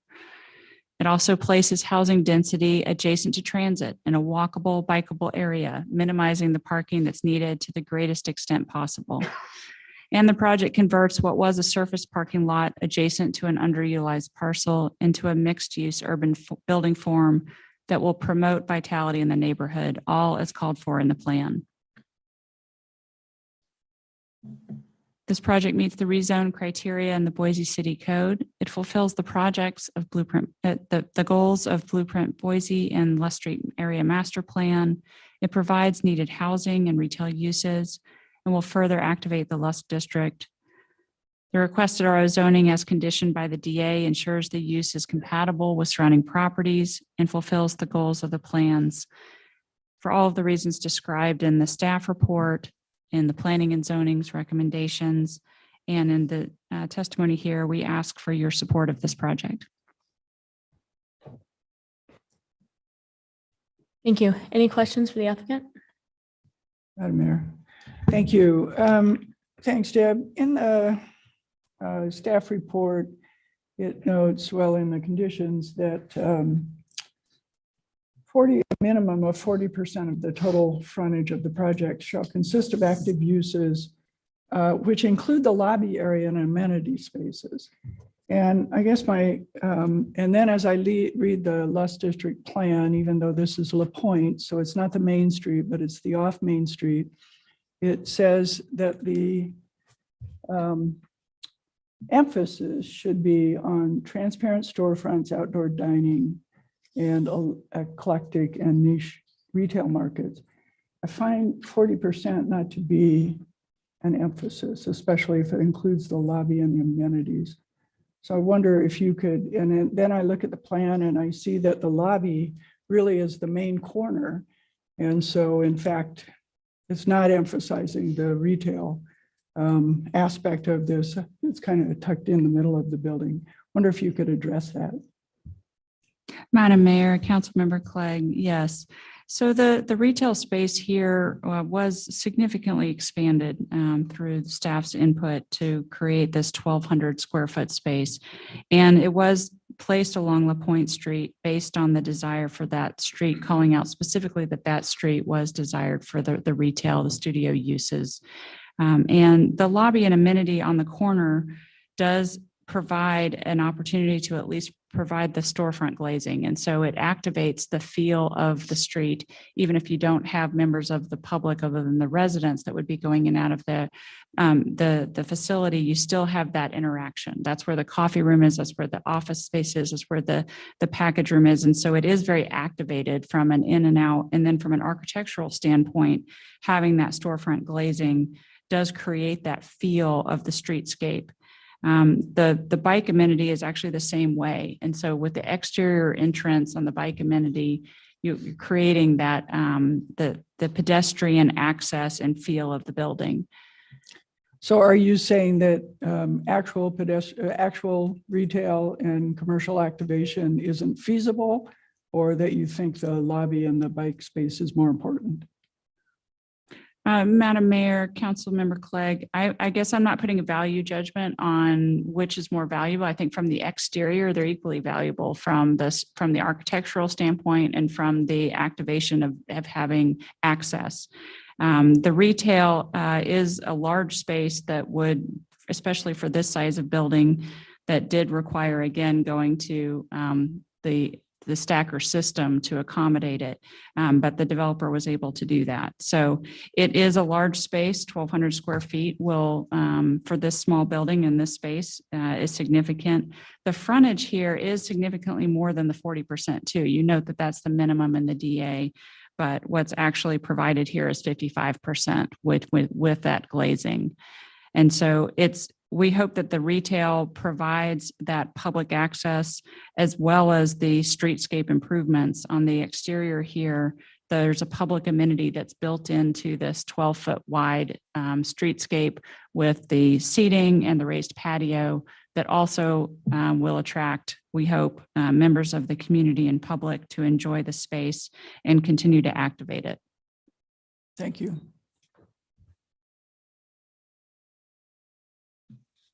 Right, thank you. Thank you. And now we'll move to the Neighborhood Association.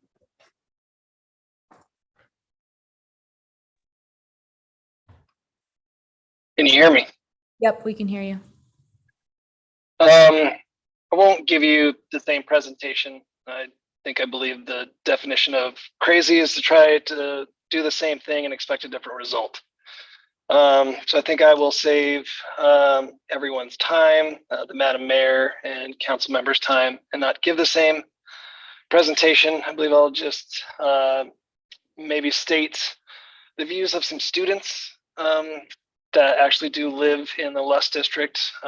Was able to speak to 18 students who do live there, and one of the things that they did mention, actually about 9 of those 18 students mentioned that the Lust District reminds them of Eagle Road.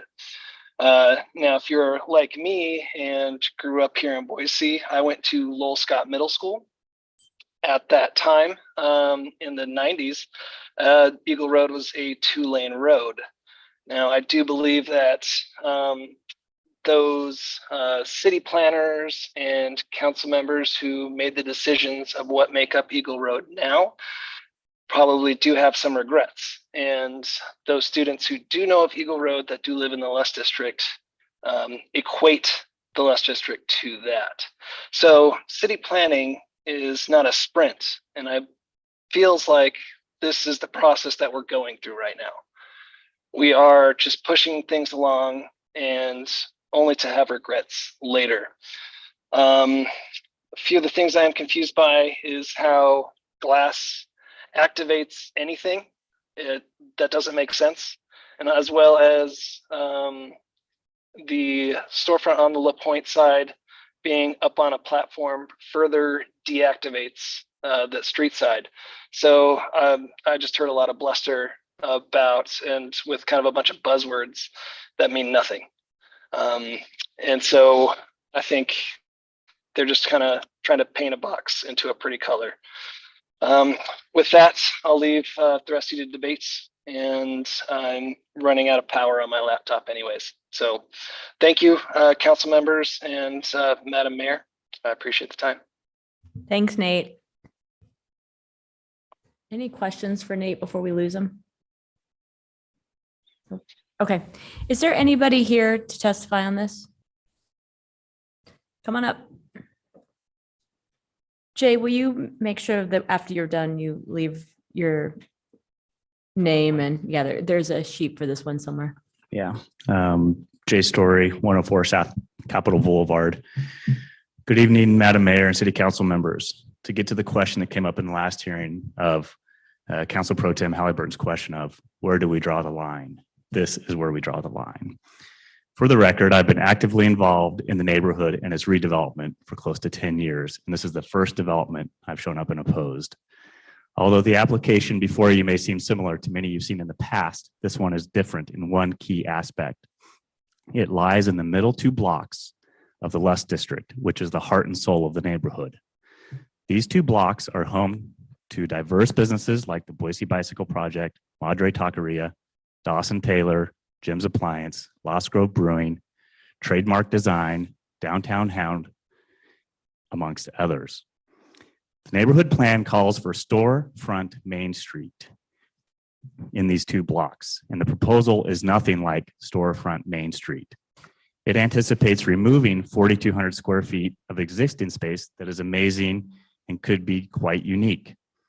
The developer has plans for 1,200 square feet of retail, which isn't enough to activate the street like the neighborhood plan anticipates. To comply with the neighborhood plan and comprehensive plan, the developer needs to, 1, activate the street frontage in a meaningful way and comply with storefront Main Street. The current plan of 1,200 square feet is just not sufficient. 2, comply with the comprehensive plan and offer a more diverse set of housing options within the Less neighborhood. Right now, the proposal anticipates small and large format options, but when you run the numbers, 81% of the rooms are large format option, which is strictly student housing.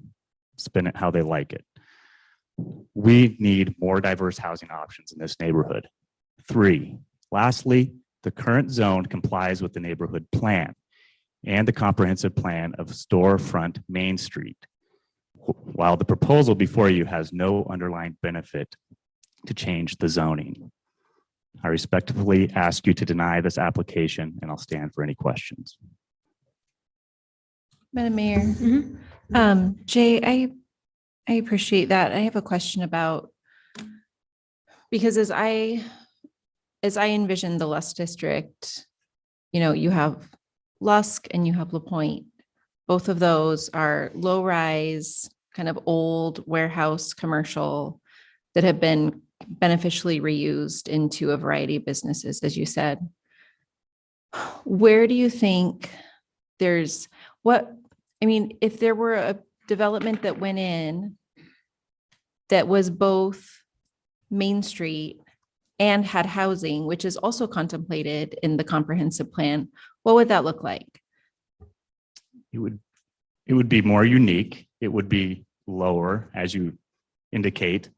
The C2 zoning that they currently have allows for a density of 43.5 units per acre, which is sufficient for these two blocks. You could still get a mix of retail and housing, but here they're throwing in just 1,200 square foot of retail, which quite honestly isn't going to be sufficient for any retailer to activate anything. A couple of the restaurants that I redeveloped, we had a really hard time with 2,500 square feet, making that work and be substantial enough.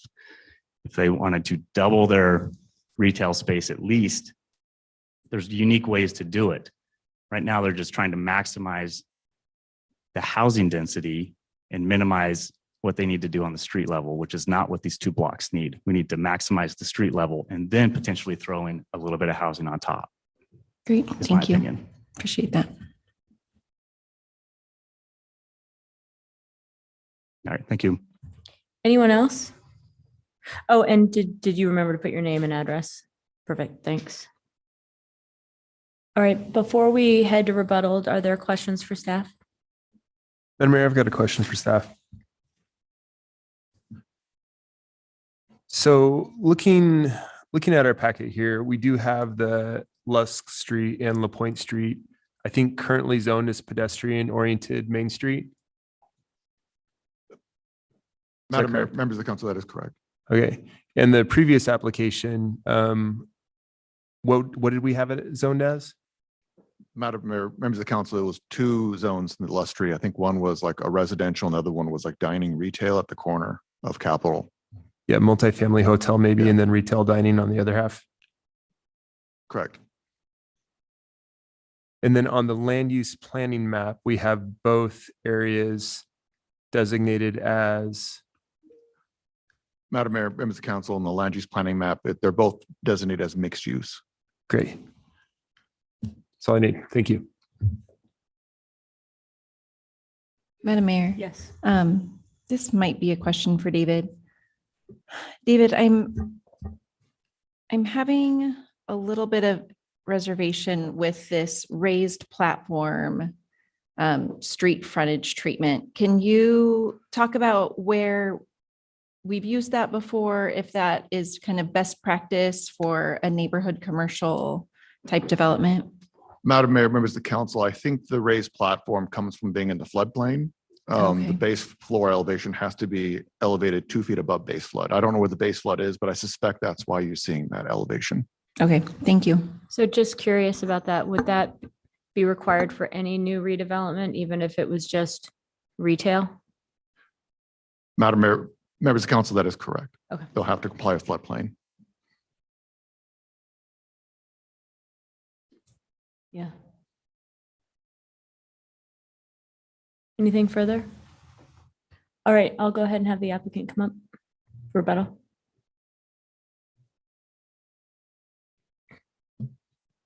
Madam Mayor, members of the council. I'm not sure if your mic is on. Is that better? Yeah. I think the discussion that we had for the last hearing is relevant here to address some of Mr. Story's comments and certainly the comments that I assume were meant to be, assumed again from the neighborhood association. That the comprehensive plan designates this as mixed use. It is adjacent to an RO district. So I think RO is contemplated as an appropriate zone here for the level of density and intensity of development. When you look at the Lust Street Master Plan and it talks about having dense housing that's added to this neighborhood, it talks about the upper story housing above the retail. That requires looking at each site to say, okay, how do you fit that? Mr. Story suggested we start at the ground level and then we look up. And that's a fine way to do it. And that is part of what's been done here. I think we also have to look at, if you're going to add dense housing, appropriate with the designation in the comp plan, appropriate with the Lust Street Master Plan, then that does require also providing parking for that housing. And so trying to fit that all into the same building, as we discussed before, just has some trade-offs there. So if you have housing, we're only providing 34 units here. So this is not a large facility here. That's not a overutilization to provide housing, but there is parking that's required there. And so they've done their best to consolidate that as best as they can to fit in and doubled the size of the retail that was originally contemplated here, which is much more significant than prior buildings have been required to in this neighborhood. And it was purposefully sited along the point to mirror the images as called for in the plan, but also to mirror the businesses that were called out by Mr. Story that are along that west side of La Pointe and create that same facing interface. We hope that this housing, again, it's kind of a boutique multifamily building. This will provide an opportunity to attract a variety of users. It will provide quality amenities that are going to have users that are also going to frequent the businesses that are in the neighborhood. And we believe that the streetscape improvements, and yes, the raised platform is floodplain driven, but we also like the architectural opportunity that provides, where you can have some tiered seating and some opportunities to have further public engagement with people gathering and creating a kind of a protected gathering space outdoors. And so we've liked the architectural advantages of that.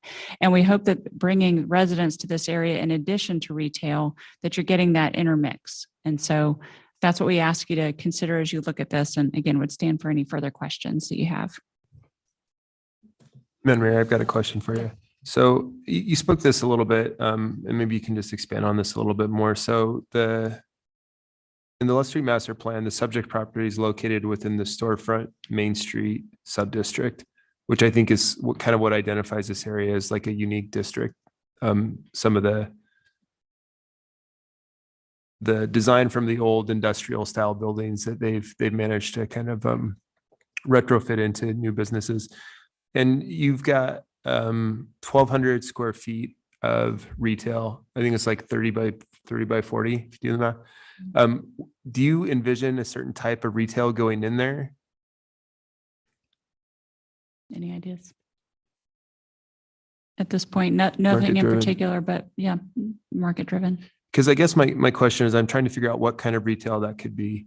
And if you were to look at Madres, if you were to look at Dawson Taylor, any of the other businesses there, that's about probably half the square footage of any of those really small businesses. So I'm just trying to figure out like, what is the retail space have the possibility to be at that small of a square footage?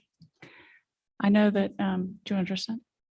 Yeah, Madam Mayor, I was just going to say, one of the things that we did talk about, I'm Trevor Shore, the architect. One of the things we did talk about with the neighborhood during some of those meetings was trying to bring in a local market or corner store, kind of like a smaller thing that we were discussing with them, and maybe have it be a local company that's working with that. So I know that was part of the discussion that we talked about with Nate and his group.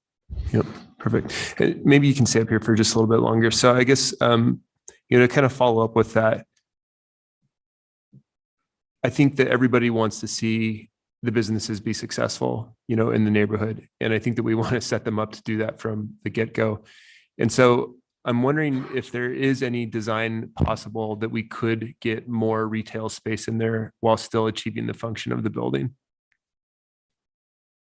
Madam Mayor and Councilmember Halliburton, I would say that, Deborah kind of brought up a lot of the things that we're balancing there, of the housing up top, the parking, the floodplain, the retail. We did come in with honestly smaller, and looked back at it. We've looked at this plan multiple times. I can promise you that we've kind of reinvented it a few different times, and felt like this was kind of that sweet spot of still balancing what we feel like the market needs for the housing, but also still coming in with some retail that is more substantial than we had before. And we hope to be accommodating to that neighborhood. And I would say some of those other things, like the floodplain just causing you, if you can't go in the basement versus up, and parking ramps and things that just on this, 0.4 acre site or so is very small and limited in that factor.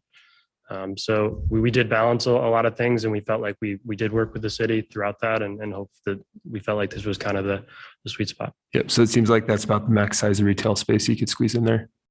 Yeah. Great. Thank you. Madam Mayor, while you're here, can we ask about the raised platform? That's the first I've heard that you couldn't put retail at ground level in this district in a new building. Is that true, or is the raised platform I mean, everything I know about urban design tells me that the raised platform indicates that it is a different use, that it's not a retail use, that, you know, it's a stoop for a residential building or something like that. So that sort of put me off as well. Madam Mayor, Councilmember Clegg. My understanding, I do have a civil engineer who understands a lot more of the floodplain, but essentially that floodplain, those uses, those retail cannot be below that, as the city mentioned that you have to put that 2 feet above, causing that to have that difference in elevation of coming from the sidewalk and that street to that retail.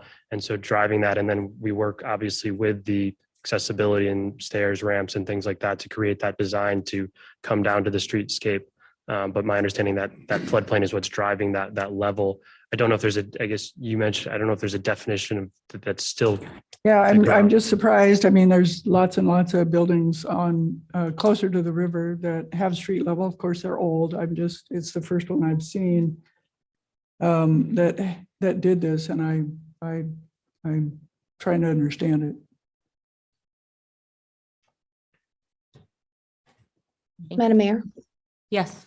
I had a question about the parking. Could you reiterate how many parking spots will be available in the development?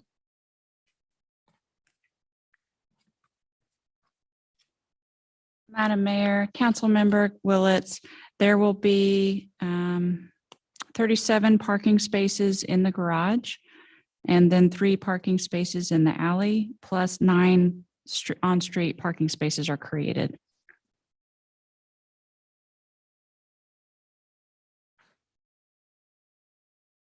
Thank you. I think that's it. Okay, Thank you. I'm going to go ahead and close the public hearing. Madam Mayor. Mhm. I'm going to move that we deny CAR 22-19 rezone on 916 West Sherwood Street. And if I get a second, I can walk through a couple of the reasons why. Second. Thank you. So, some of the same concerns on this one as with the previous application. The difference here, really looking at what the zoning is, a pedestrian-oriented main street with the desire for a storefront main street. And that's what it's called for in the Lusk Street Master Plan.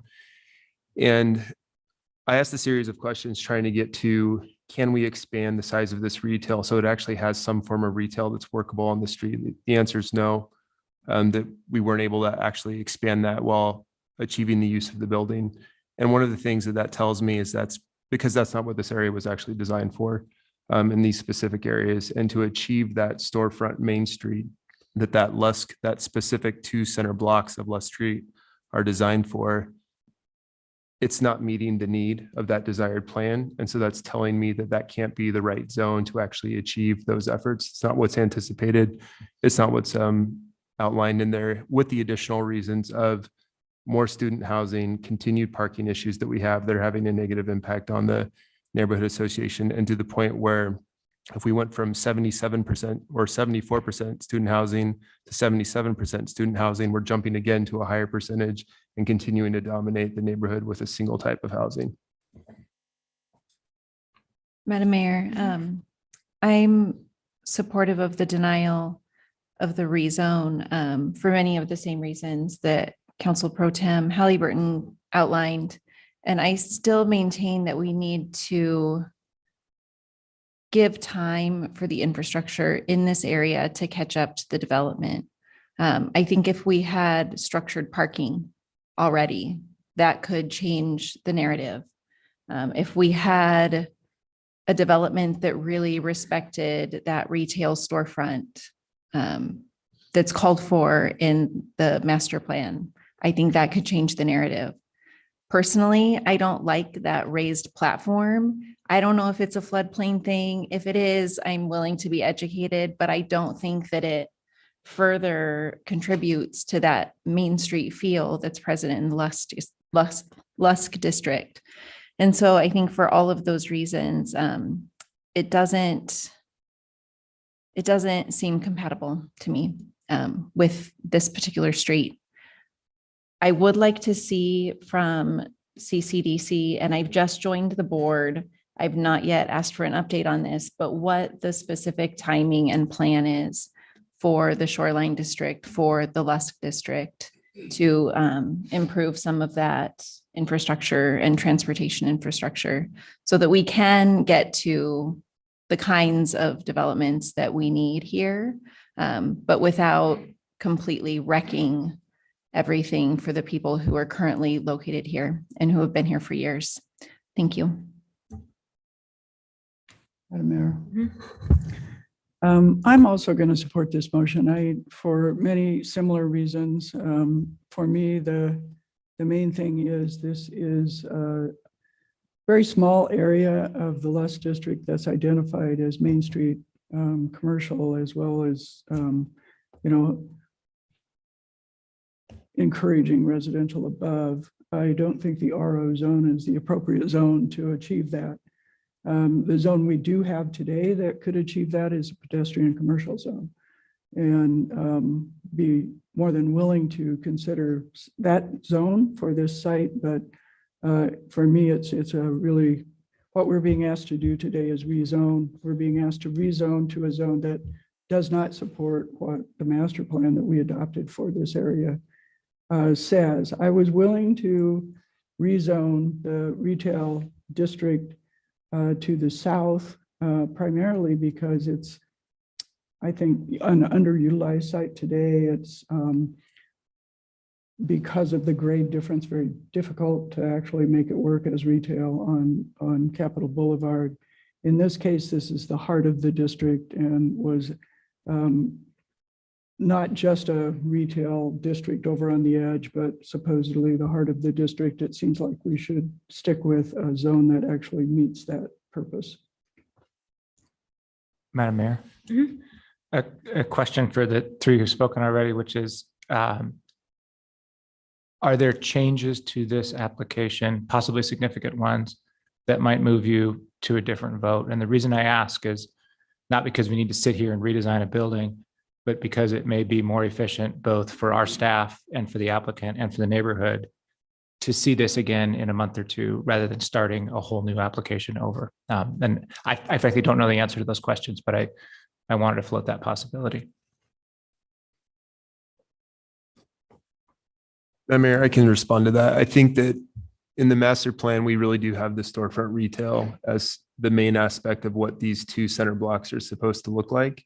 And I think if the applicant could figure out a way to make the majority of the ground level eligible for retail, like retail that would actually, be feasible, then I think that would be an application I would support. Madam Mayor, I'll respond to, honestly, I'm not sure if it's going to be possible until we have structured parking in this neighborhood, because the parking requirements for that square footage of retail are going to be nearly impossible to keep on site. And so I think it might just kind of be a chicken and egg kind of scenario, to where we got to let the infrastructure catch up first.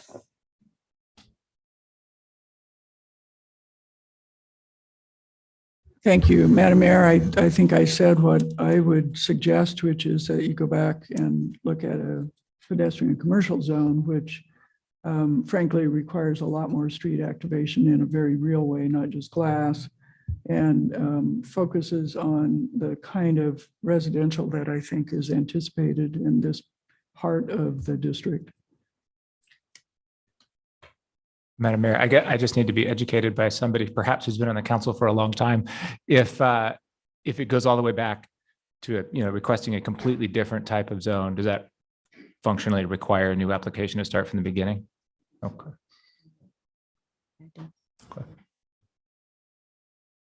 Is there anything further on this one? So a couple things on this. I mean, I've taken some notes. I'm sure staff has too. And we'll have a discussion. The CCDC timing on the garage is also dependent on the city timing for some of the development there. So it's not just an agency separate from us that is involved in the garage piece. And you got your questions answered on the process. With that, I'm going to have the clerk call roll on this one, but there will be, we'll have follow-up. In general, I'd say we need follow-up on the Lusk district and Lusk Street neighborhood with some of the issues that arose tonight. Halliburton, Yes. Willetts, No. Whittings, Yes. Agent, No. Clegg, Yes. 3 in favor, motion carries. All right, thanks. Because I don't want to put a break in between the appellant and the original applicant for the next item, we are going to take a 10-minute break and then we'll start.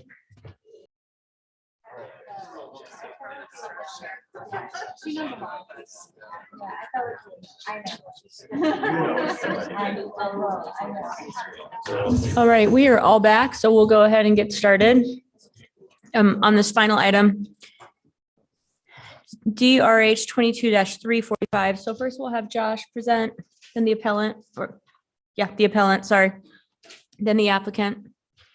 And then I have a couple people signed up. More of you are here than are signed up. So if you plan to testify after I've called through the list, just let me know. And I'll just ask that you don't even have to let me know. You can just get in line, like sit in this first row of seats and you can testify. I'll just need to make sure that you were a party of record. And I'll ask you for your help in that. So if you testified at the design review hearing, or if you sent an email or a letter to the design review hearing, then you're a party of record and I'll find you on this list. And we'll just check that before folks testify. And then after that, we'll hear from first the applicant and then the appellant to wrap us up. And with that, Josh, why don't you go? Thank you, Madam Mayor, members of council. Before you tonight is an appeal of the planning and zoning decision to uphold the design review committee's approval of DRH 22-00345 at 4306 West State Street to renovate an existing site and buildings for use as a shelter home. The subject property is approximately 2 acres in size. It's located in the C2D and R1C zones. As you will likely recall, this was the subject of an appeal process last year. Ultimately, City Council did uphold the appeal and approve the application, reversing the Planning and Zoning Commission's decision. Subsequently, the applicant did apply for a design review permit in order to modify the site, the parking lot, the landscaping, and buildings in order to commence the use as the shelter home. So tonight I will go through the applicant's design review proposal that was approved by the design review committee. We'll discuss the design review committee's decision, the appeal decision that was reached by Planning and Zoning Commission, and then examine the appeal before you tonight. So the subject property does contain a large structure that was formerly used as the Salvation Army location. Additionally, there is a smaller accessory building towards the rear of the property that will also be reused by the current use. There are associated parking lot, as I mentioned before, associated parking lot upgrades, landscaping upgrades, building upgrades, in order to commence the use in accordance with the conditional use permit and the conditions placed thereon. So the emergency access proposed is highlighted here in yellow at the rear of the building, taking access from the west side on an existing drive aisle. It also accesses a trash enclosure behind that accessory structure. And the applicant has worked with solid waste and the fire department to ensure that these accesses meet their dimensional requirements. Pedestrian circulation has also been added throughout the property to accommodate the residents and users of the site. There is a pathway along the east and north sides of the existing building. Additionally, some landscape pathways have been provided at the rear of the property for use by residents during the day. So a condition of approval in the design reviews committee approval does require that the project meet the required 110 bicycle parking spaces on site. The proposed locations for bicycle parking are highlighted in blue on the site plan on the screen. The condition of approval placed on the project requires that the applicant demonstrate that the bicycle parking has been provided not only in the required quantity, but also in the required dimensional standards in the zoning code. It has been, there's been testimony in previous hearings that there is likely more room than this required to meet those dimensional requirements, and the applicant will have to demonstrate that through their construction permits. As mentioned, the landscaping on the perimeter of the site and throughout the parking lot and street frontage of the site will be enhanced and improved. There are new trees, new shrub plantings, new lawn areas. Existing mature trees at the northwest corner of the site will also be retained. There are landscape planters added to the parking lot in front of the building to help to soften and buffer that existing parking lot in accordance with our landscape ordinance requirements. Also, to accommodate the proposed use, there are building additions proposed to meet the operational needs of the facility. On the north side of the structure, there are those smaller detached locker buildings, which will provide a space for users' belongings. There is also a proposed addition on the rear of the building in the northeast corner there to help accommodate interior operations, and a smaller addition on the front of the building along the street frontage.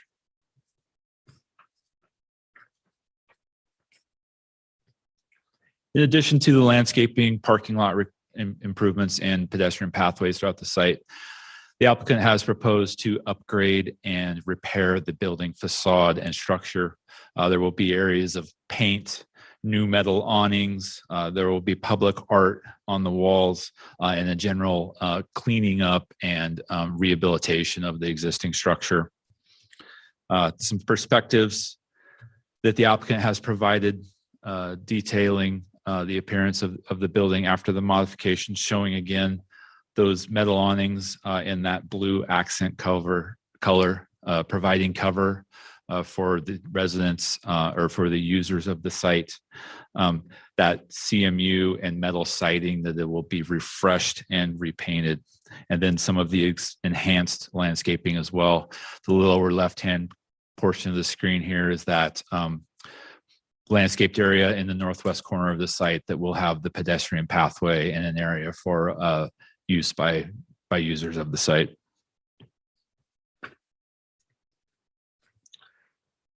So after reviewing the submitted materials and taking public testimony, the design review committee at their hearing of October 12th, 2022, did approve the application. The required design review findings that they base their decision are displayed here and are in your project report as well in the packets. They relate to three main areas of concern. That is site design, which includes traffic impact, landscaping, grading and drainage, signage and utilities. Relates to structure design, the building mass, the building facades, openings in the facades, and exterior materials, and their compatibility and appropriateness for the surrounding area. And then that the proposal complies with adopted policies and plans, specifically the citywide design guidelines. So after that decision on October 12th, 2022 by the Design Review Committee, that approval was appealed.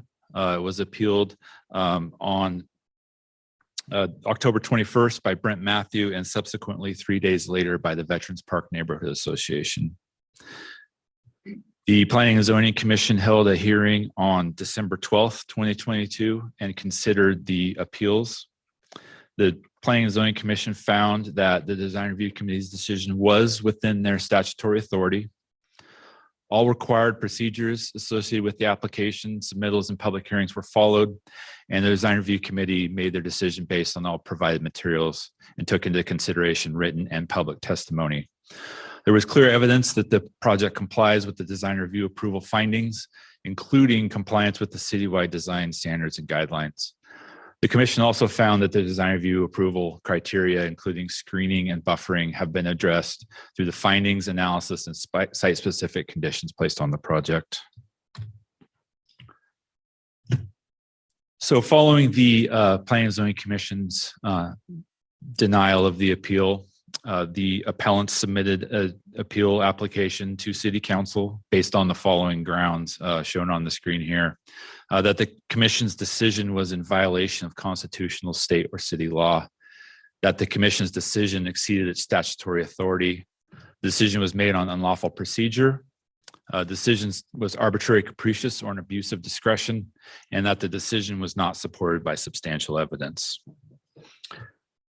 In your project memo before you tonight, we have analyzed these appeal grounds and used the decision of the Planning and Zoning Commission compared to those appeal grounds. We find that the commission acted within their statutory authority, followed provisions in Boise City Code to act on the appeal in accordance with adopted ordinances. The Planning and Zoning Commission has purview over design review appeals specified in Boise City Code, and the commission followed appropriate procedures and made the required findings in reaching their decision. The Planning and Zoning Commission's decision was not arbitrary or capricious. The commission carefully considered the evidence in the public record and the public testimony provided to deliberate and reach a decision. The appellants and applicants were given due consideration and an opportunity to present information specific to the required design review findings in code. The decision was based in fact, and the evidence available in the public record was properly considered. Based on this, the planning team recommends that City Council deny the appeal of DRH 22-00345, upholding the Design Review Committee's approval subject to the included conditions of approval. With that, I would stand for any questions, and the applicant and appellant are present for their presentations. Questions? Madam Mayor. Yes. Thank you, Josh. Just a couple of questions. The pathways that are shown don't connect to the sidewalk on State Street, especially on the east side of the building. Can you speak to that? How is someone supposed to enter the property if I'm walking down the sidewalk on State Street? Madam Mayor, Councilmember Clegg. So you'll probably recall this property has a kind of unique condition with a frontage road along the front of there. So just south of that parking lot is actually a street. You are correct that there is a lack of connections specifically on the east side of the building there. I believe that was a result of that building addition coming in kind of late in the process. So that previously was a drive aisle across the front of the building where that proposed building addition is. I think the applicant, and I'll let them speak to this, but I think probably didn't update the drawing to reflect a connection down where there is no longer a drive aisle. I think that's certainly appropriate that that be connected. Okay. Also, it looks like the bike parking on the north side doesn't have any cover. If it's supposed to be used primarily by folks who will be staying there, it should be covered, shouldn't it? Madam Mayor, Councilmember Clegg, let me take a quick look. I believe that it is covered, and I'll let the applicant speak to that as well. Okay, it didn't look like it to me, so that's why I'm asking. Those were the two main questions I had. Thanks. Anything else? All right, we'll go ahead and hear from the appellant. Yep. You'll go first in this part and then last and then last. The other way around. Rebuttal. Yep.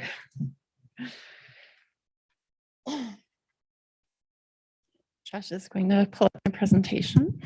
Thank you. And there's, you've got the clicker. Great. Yeah, I'm just going to practice real quick. Yep.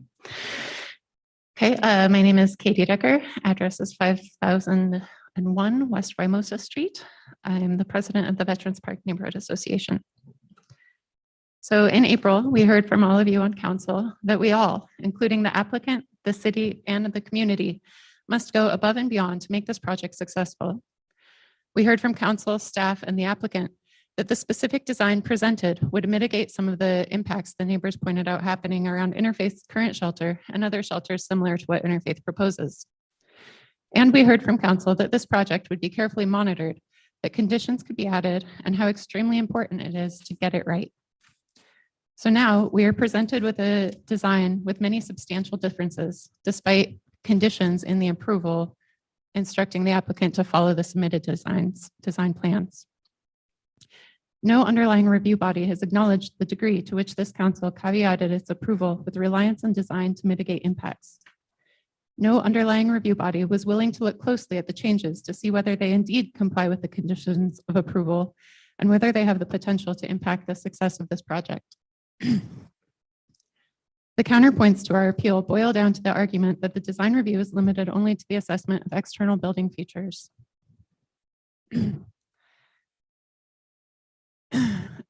Against codified criteria. We understand that this is the extent of what is typically required of design review in Boise, but a reading of the Boise City Code makes clear that the design review does have the authority and even the imperative to consider the impact of the project where the project differs from the prior CUP approval. In addition, council imposed condition on the CUP do affect the interior of the building and site operations, as well as the exterior of the building, which design review typically deals with. So let's talk more about some of the changes to design that were not required by the conditions and that could impact council's finding that the design would mitigate impacts. That finding is based upon the supposition that the relatively greater amount of space and privacy that the proposed shelter provides compared to Interfaith's existing facility will encourage guests to remain on site all day. As such, any changes that decrease the level of privacy and comfort in the shelter will decrease the efficacy of the design at mitigating impacts to the neighborhood. For example, access to natural daylight is so important that, as an example, it's called out in design manuals for medical facilities. You can see here the September 2021 designs show red circles highlighting where solar tubes bring natural daylighting into many guest rooms. Early in Interfaith's design, when residents questioned the lack of windows, Erstad architects assured us that they were only missing due to the preliminary nature of the design. And accordingly, the design presented to council in April included the highlights of the window and solar tube locations. These brought natural daylight into a substantial number of private and semi-private rooms, including medically fragile rooms. When these features were removed from the design presented at design review, Erstad's response is now that these rooms are to be used for sleeping, so they have been the light has been removed as a design feature to provide darkness. However, the primary benefit that hotel sheltering and the design that Interfaith is attempting to promote is the ability to retreat from crowded common spaces and close your private door, which includes daytime use of these rooms. As you can see, all medically fragile rooms and all family rooms are placed away from access to daylight, and a large portion of the single adult rooms are as well. Removal of natural daylight provides a significantly worse environment in the shelter, and by extension has the potential to impact surrounding properties as people choose to leave the shelter and seek daylight and privacy elsewhere.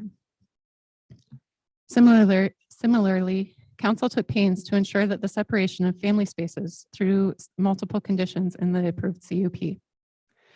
The final design Interfaith is presented added a fence around the children's play area, but it does not provide any visual or audible screening. And it's specified at only 4 feet high, which would allow easy crossing.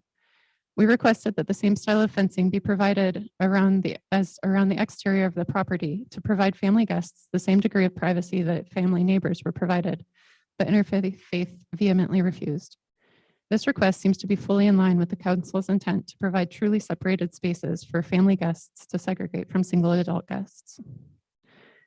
Similarly, other changes in the design have provided reduced quality of life for the family guests compared to what was either previously promised or conditioned by council.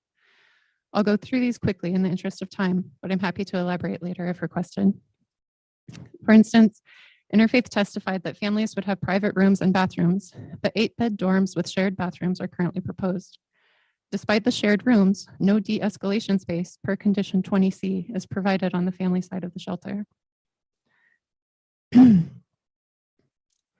Council conditioned that security areas be entirely separated from adult populations. The Interfaith's current design requires an escort through the adult common area after families pass security intake at the front side of the building per their written comments on October 6th and the site plans. Although this is in direct contrast to the written comments on January 17th, stating that the security area opens directly into the respective population's lounge area. The January 17th letter also justifies removing the extra building in order to provide a separate family dining amenity, and that simply does not ring true. The September plans shown here from 2021 already included a separate family dining space. In fact, the family and adult sides are also now connected through the shared training kitchen used as an adult program space. For adults, as Councilmember Clegg noted, the new plan removes the cover on the bicycle parking, reducing the quality of the amenity. This is the current versus the original design. As part of the redesign of removing the additional day shelter construction and repurposing the former proposed kitchen, it also places private rooms of both genders in a separate building without staff oversight and reduces total dining seating and segments areas, day use areas without clear sight lines for staff oversight. In addition to these changes in the current design compared to the prior design, I'd like to spend some time on the proposed exterior fencing. The perimeter fencing design was delegated to design review under condition 4 of the CUP, but despite both appeals focusing on soundproofing, there's been very little discussion of the material specified in question. We first ask ourselves, what is Interfaith's purpose in providing fencing of acoustic reduction material? I would venture that the sound generated by this property is primarily guest conversation in the outdoor space, which is open from 7 a.m. to 9 p.m. daily per condition 9 of the CUP. In contrast to the prior commercial uses, which were limited to business hours, this use generates conversational noise from the high-density population during evening hours when adjoining parcels rely on the quiet enjoyment of their properties. In this case, while we appreciate the intent to provide sound mitigation, and in fact have explicitly requested it, however, we need to look at the material selected objectively, as not all soundproofing is equally effective. The product specification sheet for Interfaith's proposed fencing is shown here. It provides a sound transmission class rating of only 28, which is defined as normal speech can be easily understood. In other words, this specific product isn't effective for the intended purpose. Therefore, we recommend council specify a required minimum STC rating of at least 40 for the material the fence is constructed of, at which loud speech is audible but not intelligible. An STC of 45 would be even better and is considered the onset of privacy. As proof of concept, we've provided industry data showing that concrete masonry walls easily meet this standard, achieving STCs of up to 63 and can be designed in ways that are attractive. However, as long as a condition is included to set the STC rating to make conversation unintelligible or inaudible to minimize impact on the adjacent residential uses per code, we are open to other materials. We've provided example text that could be adopted as a condition for this and all our other recommendations in our written submittal. We do acknowledge that many of our proposed conditions venture into operational conditions rather than strictly building material placement or selection, such as these fencing comments. The rationale for this again circles back to council's finding on the design and operation of the proposal mitigating impacts, and the conclusion that some changes to the design have created new impacts to mitigate, requiring additional operational conditions. For instance, in order to separate security populations per council's condition, the adult intake has been moved to the west side of the building where the property adjoins Flying Pie. Interfaith states that due to the 24-hour nature of the shelter, there will be no intake line. However, this project is building the only low barrier shelter in the county and will have capacity for on the order of 50 to 80 fewer single adult guests than the current low barrier shelter now serves. You also have condition 11 calling for evening intake between 5 and 7 p.m. Absent an additional condition requiring a referral system to access the shelter intake, why wouldn't we expect a line to form each night of additional people hoping a space has opened up? Under the new design, that line forms adjacent to a restaurant during an evening dinner rush and forms in the emergency vehicle access route. Both this specific business impact and the guest pedestrian safety implications are new impacts of this design. I also note that there's no pedestrian sidewalk or other barrier providing separated access to reach the adult security intake. Interfaith testified to planning and zoning that they have systems in place to notify guests when a spot has opened up. So we request that these be formalized in a condition to prevent attempted walk-up access to the shelter without a prearranged capacity confirmation and to provide off-site transport if walk-up access occurs. This is a standard used in many other jurisdictions, including San Francisco, Salt Lake, Huntington Beach, and Portland's Multnomah County. And we recommend that the pedestrian access to the security intake be physically separated, or the entrances be moved to the front for adults and to the east for families, respectively. And finally, I want to highlight that in addition to the changes that Interfaith has made to the design, there are changes to the public service infrastructure assumptions that Council relied upon in the approval of the CUP as well. Most importantly, the reopening of the Willow Lane substation, even as a limited touchdown station, has been canceled and defunded. BPD testified that a police station near wherever the shelter moves would be critical infrastructure, and that is no longer available. As such, we recommend that the project receive more explicit security conditions. For example, through requiring third-party private security guards, such as the city is required for operation of the hotel shelter, or a clause requiring that the city security infrastructure be in place prior to the shelter being allowed to operate. Absent this, can you still verify that the design will mitigate the conditions? So we ask our council members tonight to fulfill your promise in April and provide extra diligence to ensure that your intended conditions are met in full, and that new conditions do not create new impacts. At this juncture, you may elaborate on your conditions and add conditions under design review to ensure that your original conditions are met as is required for design review, or you may remand with instruction to redesign to meet your conditions if you choose to uphold or appeal. Thank you.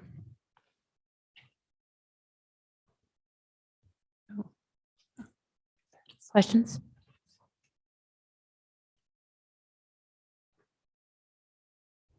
Nope. We'll call you back if we've got them. And now we'll hear from the applicant.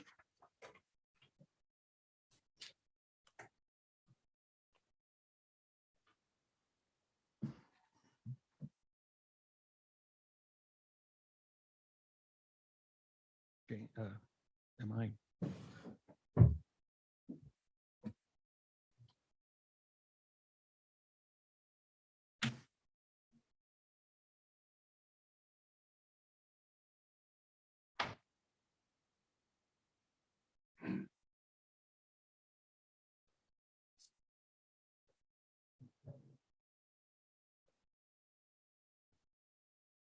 Madam Mayor, members of council, Jeffrey Wardle, my address is 251 East Front, Boise, Suite 310.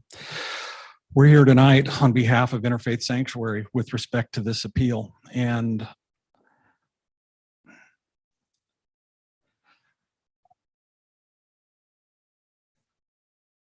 I understand the effort that the neighborhood association has put into this. I understand their concern. I guess I'm flabbergasted, though, by the fact that we are seeing more and more appeals of design review.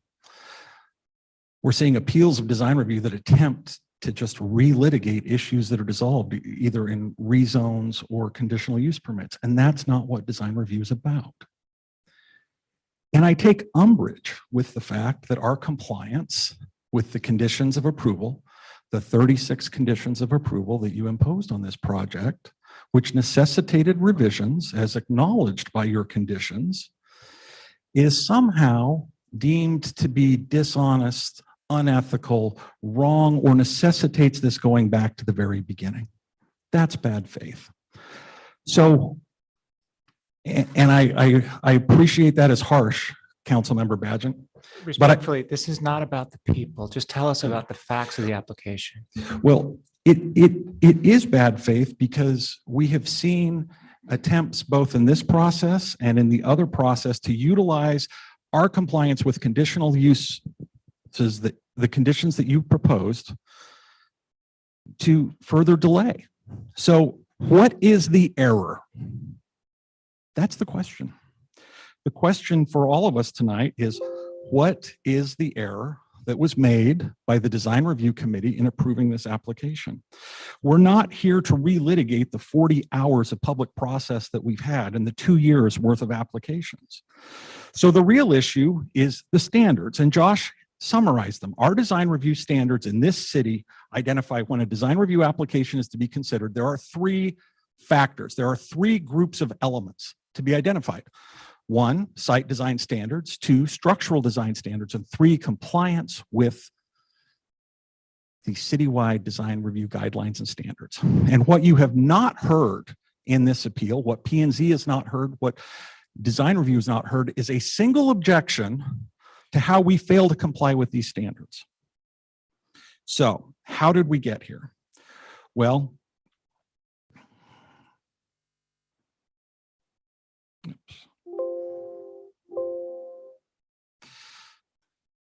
we got here because of the conditions of approval. The conditions of approval that you imposed necessitated us going back, evaluating those conditions of approval and how they impacted our design and what we would have to do to comply with the operational requirements that you had. Interfaith Sanctuary and Erstad Architects took several months to review, evaluate, refine, and evolve that design. And the culmination is this application. So what conditions necessitated modifications to our design, and how does it make it better? First, condition number 1 established the population that this shelter would serve, eliminating any requirement or ability to provide overflow emergency use, which then resulted in an evaluation of whether or not all the space that had been previously programmed was needed to be the way it is. Second, conditions 2 and 3 recognized that both the landscaping plan and the site plan would be revised as modified herein. Now, that is language that you use regularly. Your staff understands, most applicants understand, but the argument has been made that any change to those constitutes a violation and a need to go back to the very beginning. That is not the catch-22 that I believe you ever intend when you impose those requirements. Additionally, condition 4 identified half a dozen items that you directed us to refine in the design review process and present to the design review committee for consideration.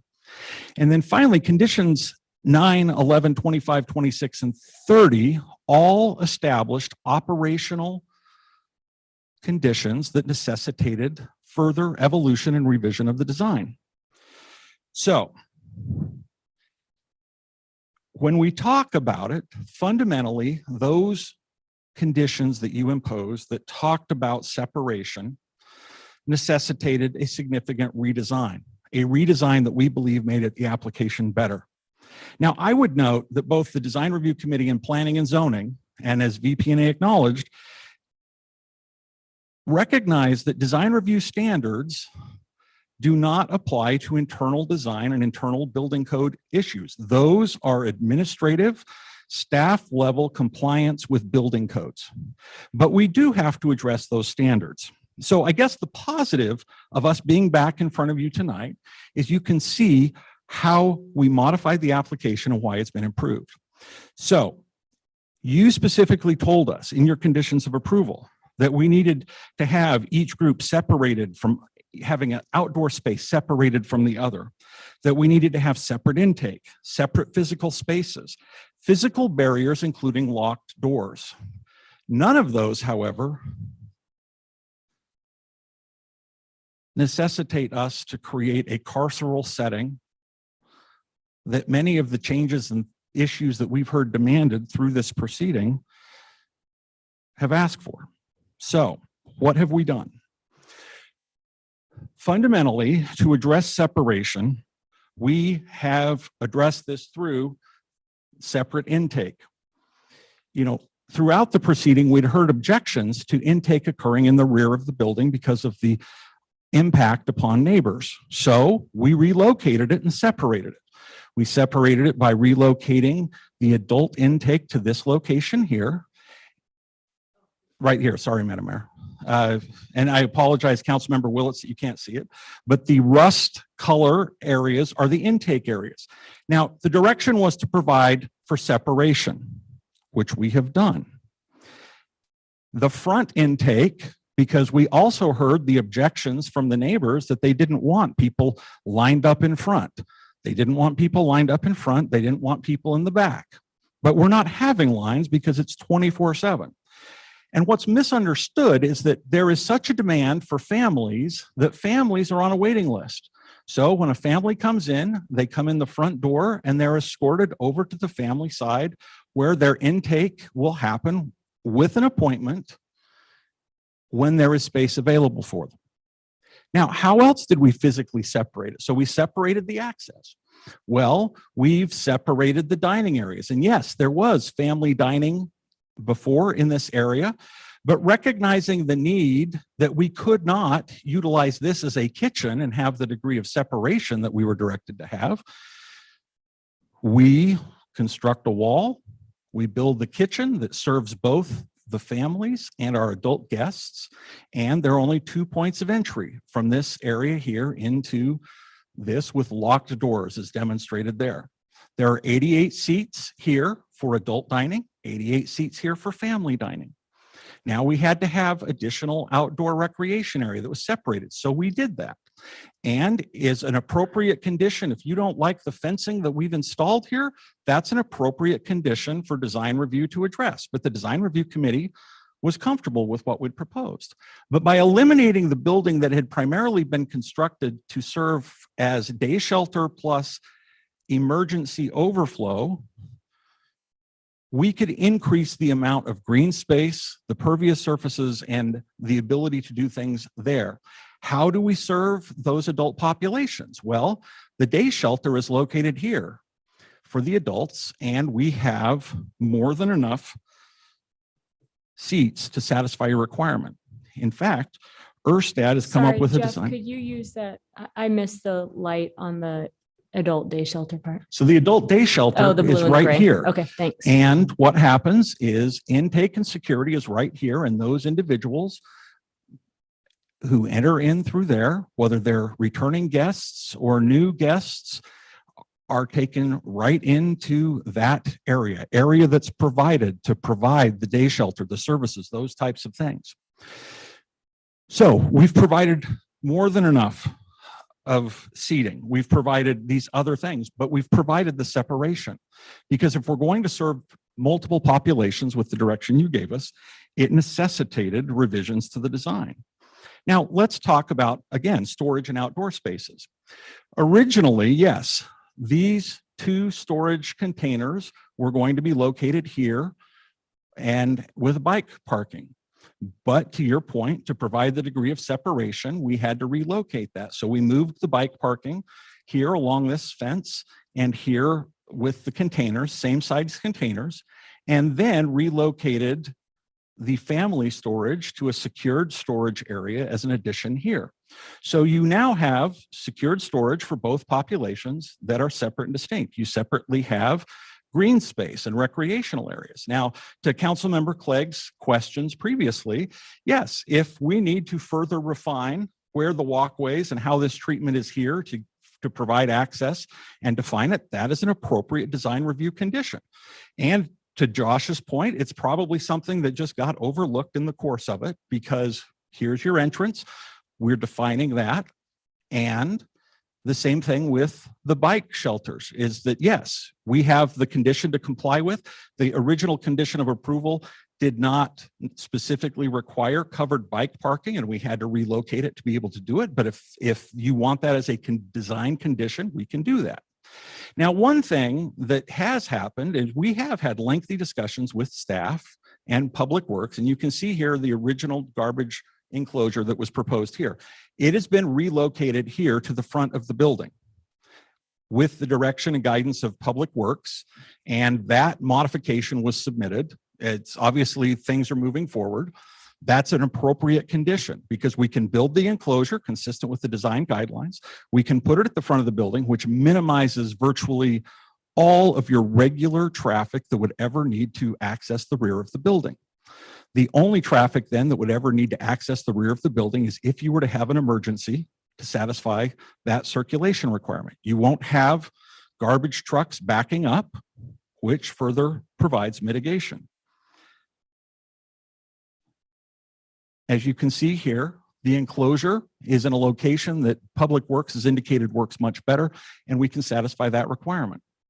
Now, the day room spaces have been reconfigured to increase interior and exterior recreational activities.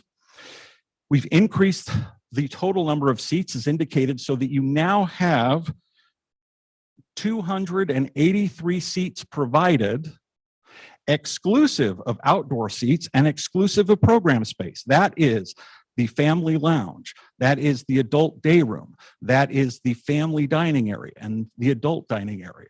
We've recognized the importance of this. And how have we done it? We took your conditions seriously.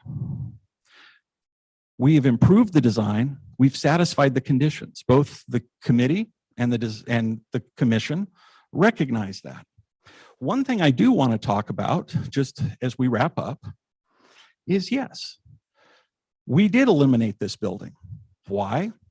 Because we came to the conclusion that reusing space that is already here and just extending a wall in that loading dock area, which would have been storage, enabled us to put all of the familial space here. Yes, those family spaces take up to potentially 8 people, but we have a flexible interior design system so that we can repurpose and make those smaller. The sad and unfortunate thing, though, is that we have many families that need 8 places. So we have been looking at that. We've been addressing that. I'm grateful, if anything in this process that we've been able to come back to tell you, we have made it better. There are those that may disagree, but I don't think that they have satisfied identifying any deviation or mistake from the design review process. At this point, Madam Mayor, members of the council, we would request that you deny the appeal, that you recognize that the design review committee's decision was correct, and that the Planning and Zoning Commission correctly upheld that when that decision was appealed to them. And with that, I will stand for any questions, and I have Mr. Erstad and Ms. Peterson-Steigers here to help answer questions you may have. Madam Mayor. Thanks, Jeff. Yep, go ahead. It might be helpful to have the architect up as well. Okay. So condition 4 is where we really kind of start talking a lot about design review. And it says design review approval is required prior to submittal of construction permits. In addition to the standard consideration, the application shall address the following. The first one being perimeter fencing, screen and wall design. And then later it talks about that being 8 feet tall. So do we have 8 feet tall perimeter wall design? I'm guessing that's probably in the back on some of the sides. Madam Mayor, Council Member Pro Tem Halliburton, Andy Erstad, 310 North 5th Street, Boise, Idaho. We have met the condition of on the 8-foot fence around the perimeter of the property. We did also include a cut sheet on the materials that we were proposing. Design review, planning and zoning, we're all comfortable with that. Perfect. I'm going to try to move fast through a couple of these things. One of the folks from the neighborhood association brought up sound as well. Was there any attempt to do any soundproofing on any of those fences that separate the properties? The proposed fencing that we included in the application process and the application material for DR does have an acoustical quality and does provide sound attenuation. Okay. B says pedestrian circulation routes and directional signage in front of the building. It sounds like we've already talked about that a little bit. Do we have directional signage for the circulation routes? Madam Mayor and Council Pro Tem Halliburton, we, as a condition, we will have that signage, yes. Great. C, it says distribution of waste receptacles around the site. We've talked about that a little bit. Are there additional waste receptacles to make sure that there's not too much piling? And can you show them on there, or is that something that we don't have detailed yet? Mayor and Council Pro Tem Halliburton, we have shown indication of trash receptacles, and we will certainly show more. I think as you get out there, as the project becomes activated, we may have to add additional trash receptacles. But right now you've got the main ones. That's an operational issue. Yep. Madam Mayor, Councilmember Halliburton, just taking you back to this exhibit here, Erstad Architects keyed the location where we proposed to put those trash receptacles, and that specifically is referenced as 4C/12. Okay. Next one, install safe syringe disposal in partnership with the Idaho Department of Health and Welfare. Do we have those identified on the site? specifically, Madam Mayor, Council Pro Tem Halliburton. No, it's fine. Dispense with the formality.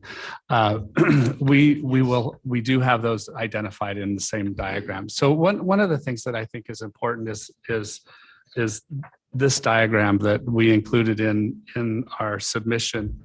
And it was a diagram that identified each condition of approval from council, so that we made sure as we walk through the process, we made sure we addressed each and every one of those. Perfect. I've got two more. I want to make sure I give a certain amount of faith to design review to make sure that they don't make any amount of errors. But there's also some very specific things that we mentioned in the conditions to ask design review to do. And I need to make sure that you are doing those ones because those are the ones we asked you to do. And then I need to have some faith that design review, who knows way more about some of this stuff than I do, can take care of some of the other things without finding error. There's site lighting as well. We've addressed site lighting. We have, Madam Mayor, Council Pro Tem Halliburton, yes, we've addressed site lighting. And then the last thing in section 4 here that we've asked in addition is bus shelter design and placement in coordination with Valley Regional Transit. So where are we at on that one? We are in the process of working with Valley Transit, the RT on that. And that will be done. Yes. Okay. That's all I've got. Other questions? Yes. Thank you. Just a couple. So an extension of the pathway on the east side of the building to the street so that you can actually get to the pathway? Or is that, I'm unclear what that pathway Sure. is meant to do, frankly. Is there a gate there? Madam Mayor, council members, Josh, can you go back to that depiction? Madam Mayor, Councilmember Clegg, yes, there are gates because that was one of the things that was directed is that we have security there. And looking at this, you see how we've improved that along those sides and we have, our designated walkway there. And we had addressed that as well by how you stripe and extend this up here. To your point, yes, there is a gate right there. There is an entrance that can be utilized, and I have to defer to our other people, but we've identified where the main entrance is for families and for people after hours. So we don't see a problem with extending a walkway, a crosswalk right there, and then doing additional treatment out here to make it clear where the entrance is. By the same token, if you want us to extend this and make it clear, we can, but that is a fence with a gate that's secured, and that's a gate as well that is secured because that's what we had heard. Those aren't open. Except when would they be open? They'd be open if a vehicle needs to enter. What? Yes, they would be open for vehicle needs, but again, with us relocating the trash here, with having our main storage here, and now having our kitchen up here, the number of vehicular trips that need to go back into this area are significantly reduced and are screened by the building. Okay, so I do believe that we need to make clear where the entrance is. I guess I'm a little, well, let's go to the bike parking. I understood it was going to be covered because we saw, I think, a visual that showed it covered. Best practices is that if you're going to have storage for that kind of storage for bikes, that it is covered. So if you could address that. And Madam Mayor, Councilmember Clegg, that was a design element that was here that had to get relocated. Yeah. Now we have added this as canopy all the way around here. But that's not bike parking. It's Bikes not need to be bike covered. parking, but we can utilize areas here for bike parking for the families. And, if that's what you want us to do, we will revise that and cover those bike stalls and ensure that they're covered. Okay, that was my next question. Where's the bike parking for families? The front of the building, the family building, that purple area, that's bike storage, stroller storage, trailer storage for families. So You're supposed to put your bike in a storage unit. It's an inside storage building Right, because okay. we can't have the kids and families on the other side because Right. there's no cross traffic. Okay, it makes it difficult to use those bikes if you have to get them in and out of the storage unit. It's doesn't it? pretty easy. And our Okay, staff, yeah, okay. As it's long as not an everybody- issue at As all. long as you've got, okay. all Yeah. right. We did have the huge storage unit on the front, and then when we had to separate the families, we lost all of that geography. It gave us more green space for the kids, but we lost the ability to have that very big covered area. Okay. Madam Mayor, one last question. So by putting the family entrance in the front and having the library and the computer room in that hallway, where will families utilize library and computer space? Well, the families have their own building. Yeah, And then the realize adults that, but I and don't see anything labeled library and computer in there. There's common areas. I just wonder, so I'm Well- just asking which of those. And Madam Mayor, Councilmember Clegg, up there on that second floor is lounge space as well as computer work area for families. So Okay. again, we will provide the separate, and I don't want to say separate but equal, but it's almost like what we've been forced to do here. We're going to ensure that all of their needs are met, and we're going to ensure that you have those spaces on both the adult side and the family side. And that's part of the reason why Erstad has come up with the plan to extend that second floor mezzanine to create a full second floor so that you have space up there for a variety of those family programs and family lounge, family day space. I appreciate that you're doing what you need to meet the conditions. Thank you. Other questions? Thank you. Thank you. Thanks. All right, now we'll move into hearing from the public that's here. I had a couple that signed up on the sheet, so I'll start with you. Mr. Shirtliff? And then after that, I've got Jody Peterson Steigers, Martin Mayo, and Gretchen. I'm sorry, I don't see your last name. Oh, that's right. Hi. I'm Dave Shartliff. I live at 2609 North 36th Street. I'm in the Veterans Park neighborhood and adjacent across the street to the Sunset Park neighborhood. I don't want to repeat any of Katie's work, and I'll be very brief. The Boise City Code 110204.1 addressing the design review obligations and requirements are three main points. One is appearances, the other is a harmonious community, and the third is protecting property rights and values. And it's clear that as far as the appearance, obviously there's been a monumental amount of work in this design, a difficult design problem. And no one can deny that the Erstad design, when you view it from State Street, is an incredible improvement of this old building. So on that appearances part, they've got to win. On the harmonious community part, we don't have a win. We have 4 neighborhood associations for endless appearances and hearings have disapproved this and do not want this to go ahead. And the third is regarding protecting property rights and values. And it has been said by many in these various hearings what this could do, including real estate professionals, what this can do to the value of these neighborhoods. So that's really all I have to say. I think that we have 1 win and 3 losses, and that's not a very good scorecard for the design review. So I would request that you uphold this appeal.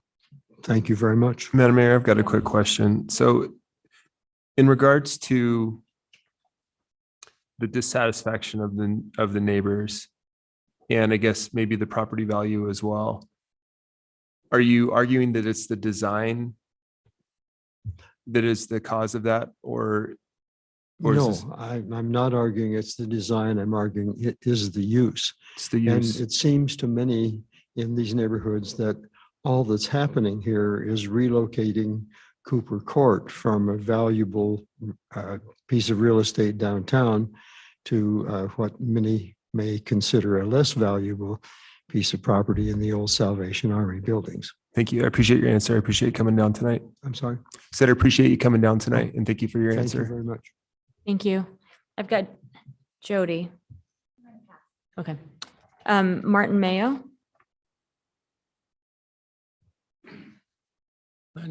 I'm sorry. My name is Martin Mayo. I live at 2540 Warm Springs, East Warm Springs Avenue. I just wanted to give a personal perspective. I'm a volunteer. Our church was asked to volunteer at the center. And I went out there last fall and started there. And one of the things that's missing here is the people who come there. What you don't see in these diagrams and what you see with its flow and talking about families here and there, you don't see the people there who are going through this process.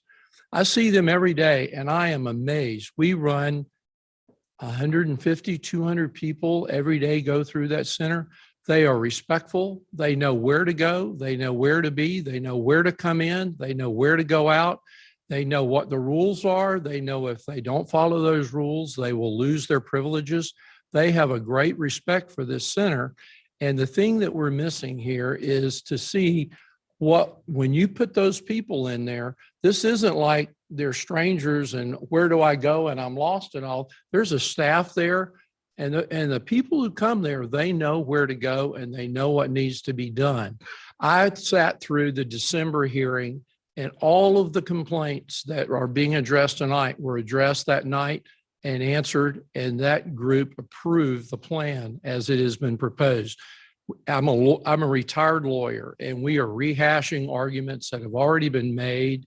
And this just needs to be dealt with. But I want to keep in mind that people who really are in need are in a facility now that just can't compare.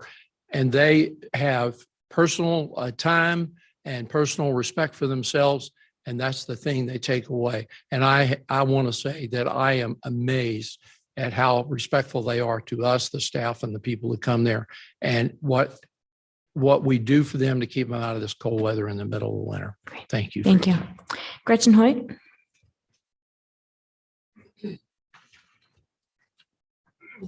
Good evening. Gretchen Hoyt, 891 North Landers Street. I've been a nurse for over 30 years at the Boise VA, St. Luke's downtown, and on a Native American reservation, and I have a clear understanding of the homeless population. I'm very concerned tonight about the medically fragile area proposed by Interfaith Alliance. Idaho State Health and Welfare tell me that they have no oversight of this particular unit. What patient care standards will be enforced? The floor plan showing one room for storage and a nursing station is far too small. Hospice patients use controlled substances, including narcotics. How are they to be handled safely? The original CUP floor plan approved by this city council was for 12 people using 3 bathrooms. Now it is for 21 people using 3 bathrooms. How many bathrooms do we all have in our homes? Would one bathroom accommodate 7 ill people and compromised? I doubt it. Please use this appeal to change the number of patients per bathroom back to 4. A seemingly small change, but a monumental one on a daily basis for years to come. The police substation at Willow Lane, although closed now, will be reopened as the need demands. Even without the shelter up and running yet, my personal calls for service have increased 3-fold since last June. Those include a narcotics overdose nearly in my front yard and a homeless camp by the boat ramp at Willow Lane. No conditions placed on the shelter would have stopped these events. I want to thank the City Council for their diligent and good work tackling the affordable housing issue. It is a critical piece in aiding the homeless. That being said, the overwhelming consternation, upset, and ill will swirling around this entire issue was mostly avoidable. This council needs to know that not one of the police, fire, or EMS that I have called to my property knew what a low barrier shelter is. Not one of them, nor do most of the residents in this city. This is inexcusable. Had there been education and communication, I've lost my spot, about the need for a new shelter in the city before land was purchased anywhere, we most certainly would not have spent the last 2 years as we have. Boiseans are intelligent with big hearts and very deep pockets. By educating the city about homelessness, Boise would have quickly grasped the huge differences between the general homeless population and their needs and those needing low barrier sheltering. Had people known from the beginning, a shelter system would have been created that works for everyone, including the majority of shelter guests who do not want, nor should they be forced into sheltering with the low barrier population. Why Interfaith Alliance itself did not advocate for a new shelter model, since they are the supposed experts and care about their guests, is beyond me. I am so very sorry that all went this way. Boise will come to realize sooner than later that it is no different than New York City or LA, and that part of the homeless population needs an entirely different management system than what we are getting ready to invest in and embark upon. And I thank you very much for this opportunity to communicate, probably for the last time. Thank you. So those are the folks that signed up on the papers. If you're here to testify, I'm going to ask for the next person to come on up. I did not sign up. I had a. Oh, that's all right. Yeah. If you plan to testify, please move up to the front row though, so we don't have the pause between people. Anybody else planning on testifying this evening? All right, great. Thanks. I'm Jeanette Ross Von Alton. I am on the board of Winstead Park Neighborhood Association. And I have been a volunteer with Interfaith Sanctuary from the very week it began. I'm sorry, Jeanette. Actually, I just said I recognize you because I've seen you here before, but I'm not seeing you on this list of party of record. Did you testify? No, I did not. Okay, I'm That's sorry. I'm what I was going to have checking. to ask you to stop. Thanks. Okay, anybody else? Are you doing the rebuttal? No. You're just testifying.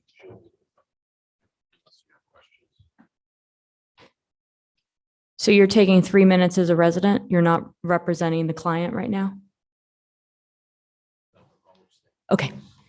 Is there anybody online? Madam Mayor, I have two parties of record online. First is Brent Matthew. Oh, great. Hi, Brent. Unmute yourself and then you can start.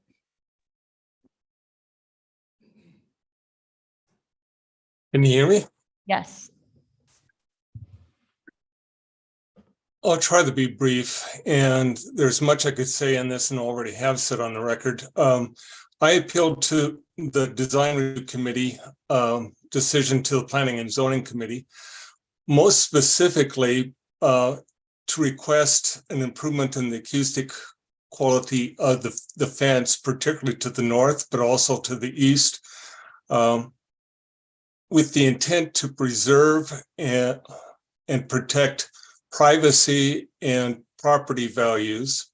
I'm disappointed with the process that there does not seem to be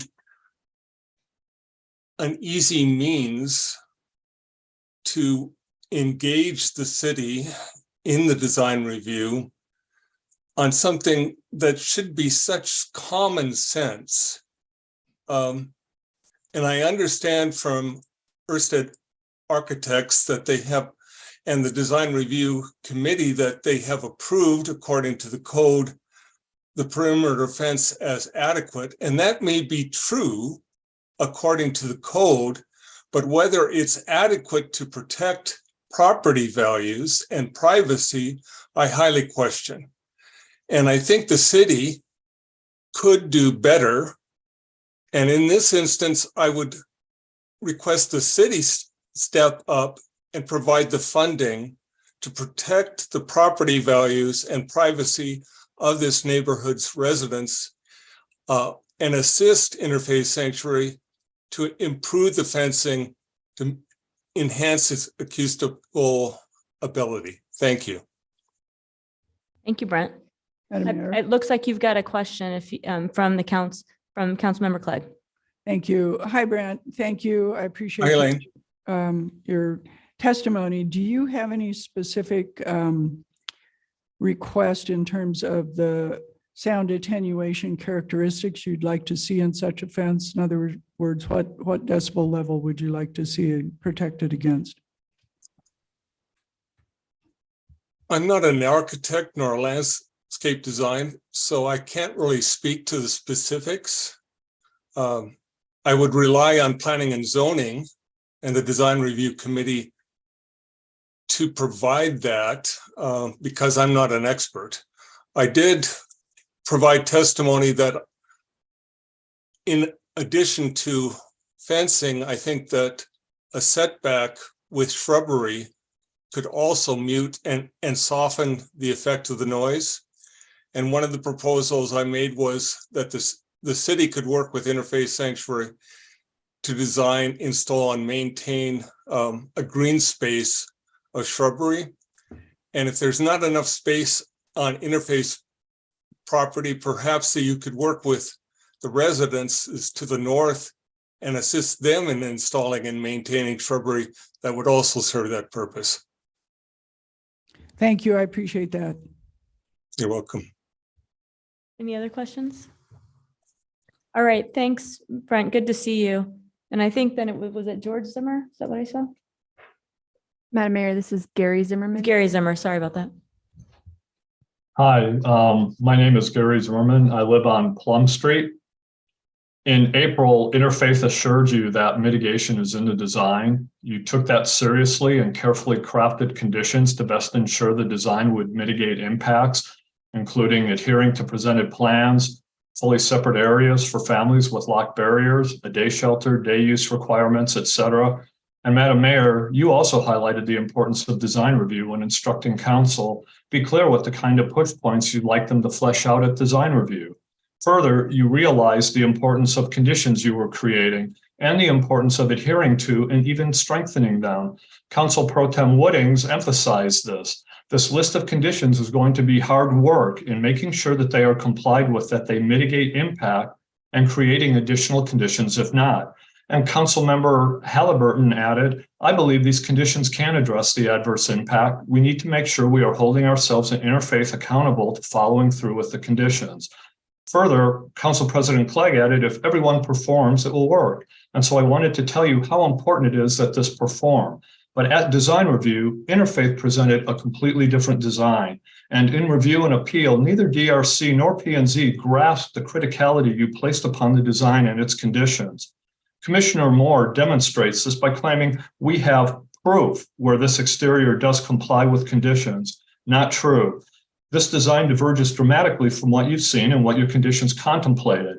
It adds 21% more building area, a major modification, moves adult intake alongside flying pie, risking their viability, removes natural light, pushing guests out into the neighborhood, creates new safety risks by adding a storage building outside the secure facility and a dorm building without security personnel, and the day building was removed, etc.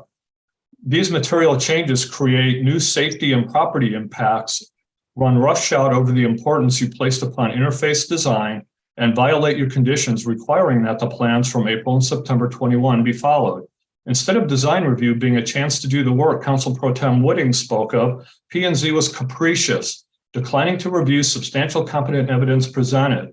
At DR appeal, Commissioner Blanchard said, quote, we couldn't possibly put enough conditions on this thing to make it work. We all agreed. And council put these conditions on it. DR put conditions on it. I'm not inclined to take a second bite at this thing. We said our piece and got thrown under the bus. And then he dismisses Mr. Matthews' testimony. I'm not sure why Mr. Matthews thought once the neighborhood association had an attorney who was doing this, that he ought to jump the queue and file an appeal. The evidence was ignored. Please ensure this design reflects the importance and conditions you placed upon it. Please remand the design for further work or further condition it. Thank you, and I appreciate the time. Thank you, Gary. Anyone else? All right. Before we go to rebuttal, are there any further questions for staff? Madam Mayor, I do have a question for staff. Josh, could you tell us what the sound characteristics of the wall or fence that's being proposed are? Madam Mayor, Councilmember Clegg, I am relying on the appellant's memo here, so I would ask the applicant to confirm this, but it does state that it has a STC rating of 28. And would you consider that adequate for what we requested in terms of protection for the neighborhood?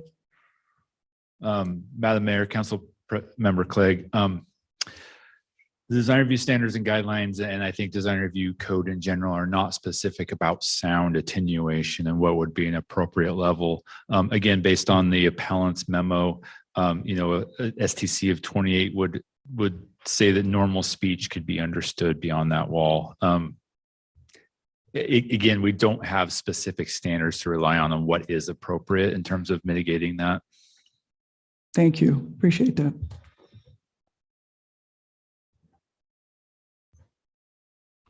All right, we will go ahead with rebuttal. And first, it's the applicant. And then you all wrap up.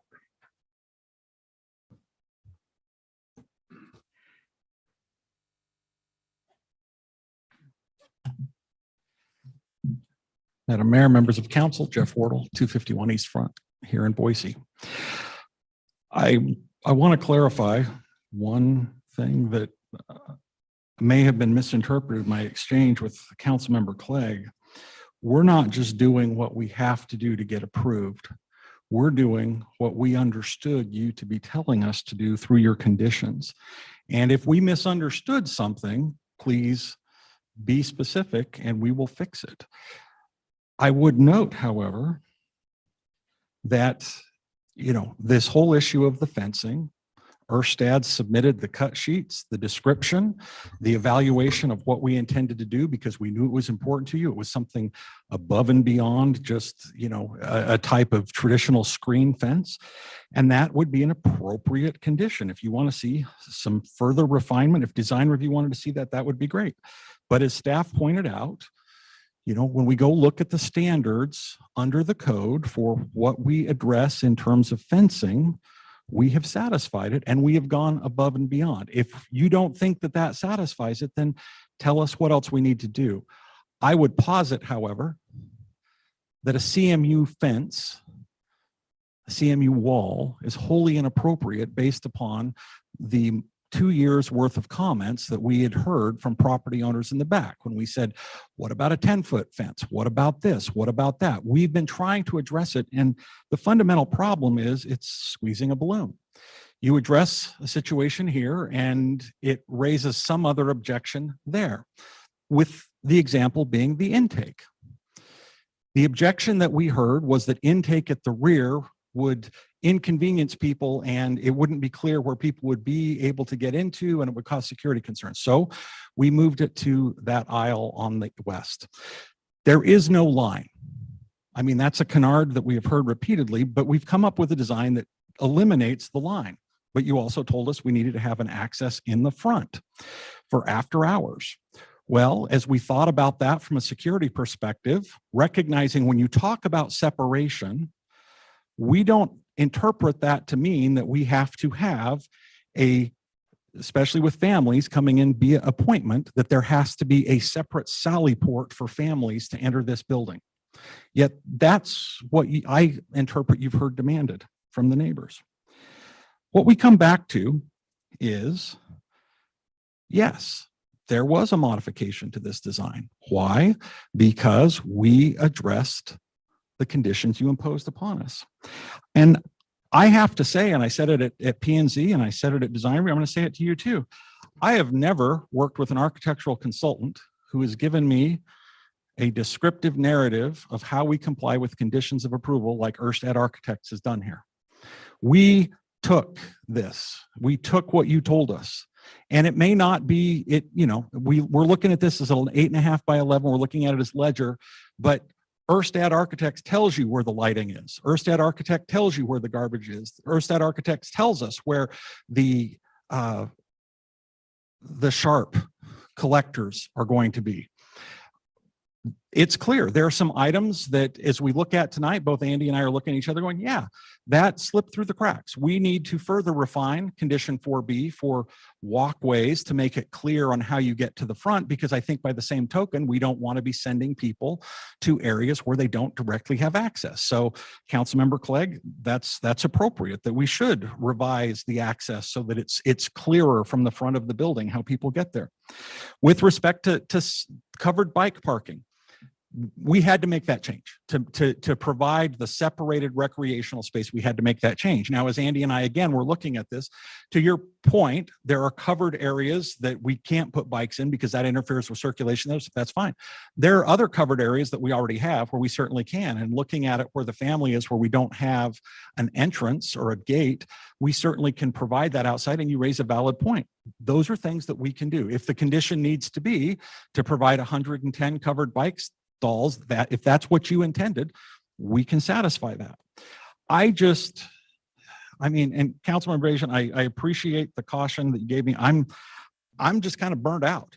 We've been doing this for 2 years. And I have come to the belief and appreciation that our society is fundamentally broken and failing when we make the social welfare state needs, the social net, be foisted upon private nonprofits that are just trying to do the right thing. Time. We owe all of our residents more and better. Thank you. Okay. Appellant, sorry.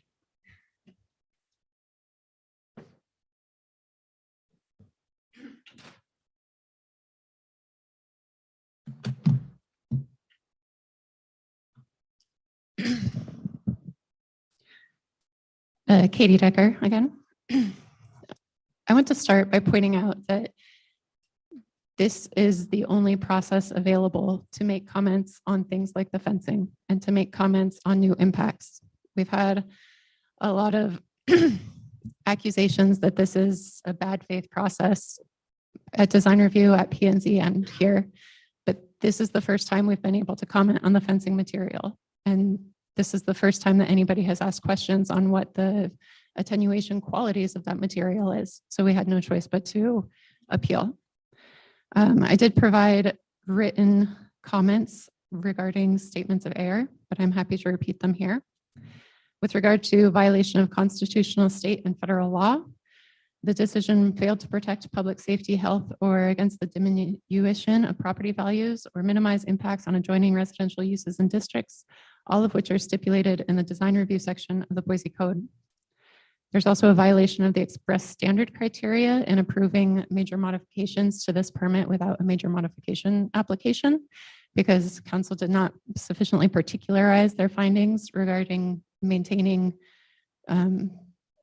coherence with the previously submitted plans for a lower review body to approve those changes as not creating impacts under the CUP.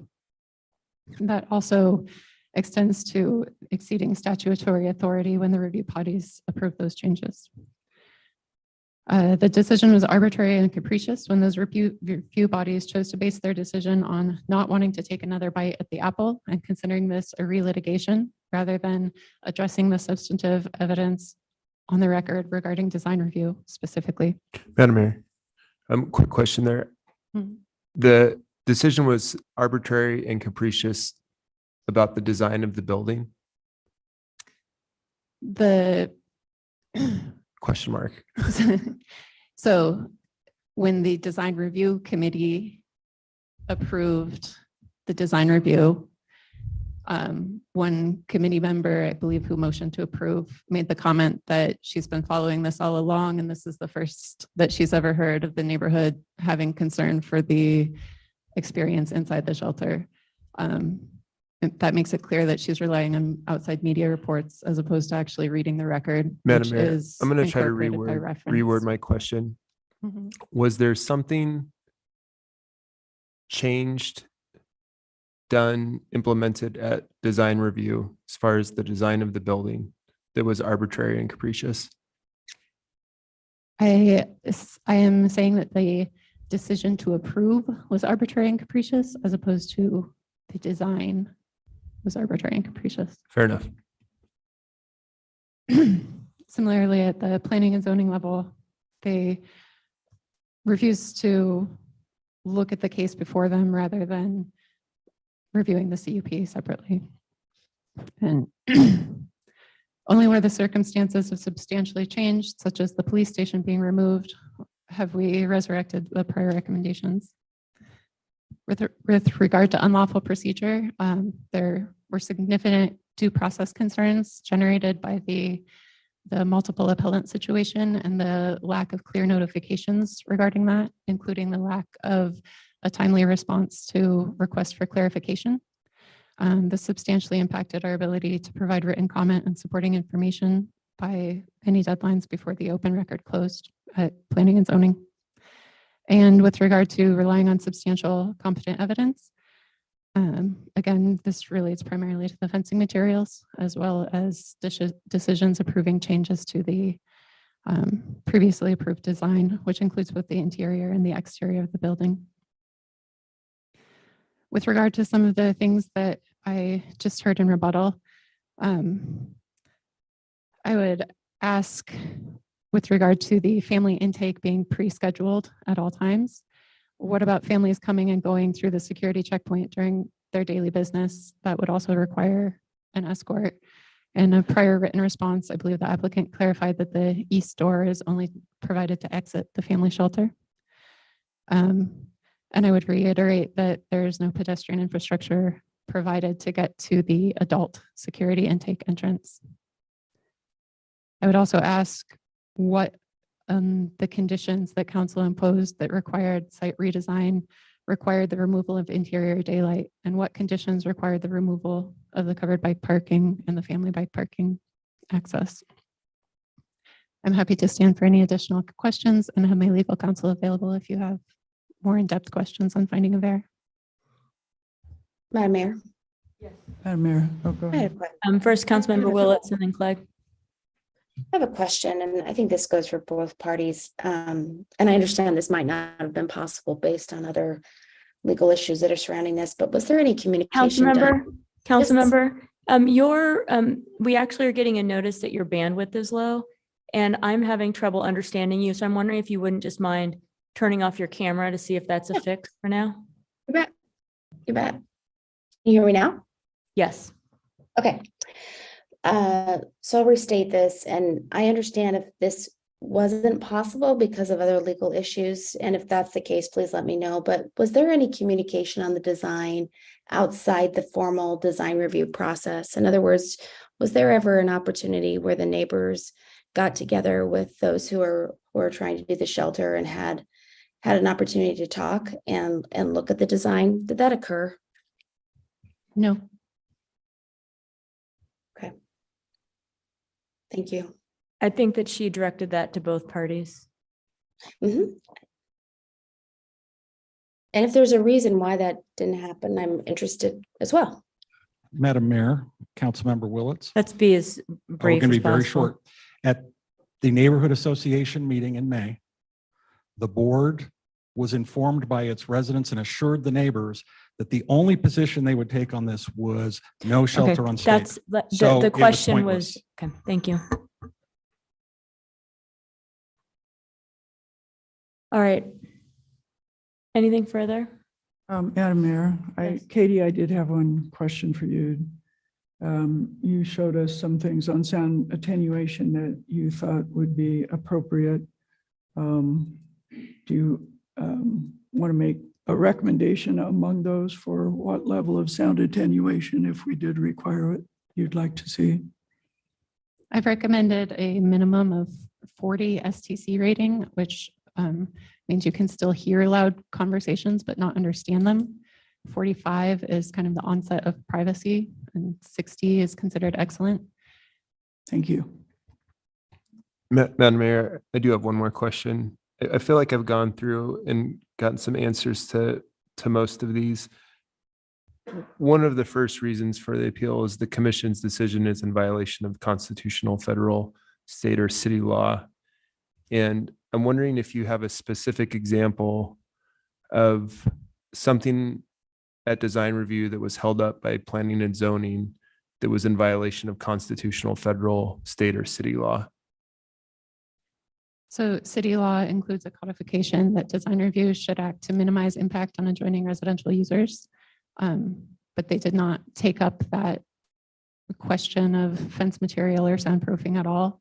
The only discussion was, well, the prior use had a a cardboard compactor that must have been pretty loud. So this seems fine. It didn't take into account any times of use or impact on residences or anything like that. And Madam Mayor, just a quick follow-up to that. Thank you for your answer. That's a good answer. It sounds like our city staff is saying that it meets code requirements. So I'm trying to figure out if there was a law that was broken, if it meets the code requirements. I think city staff is saying that there is not a specific code requirement specifying how much sound attenuation should be provided, but there is a code requirement that says design review should minimize impact on adjacent residential users.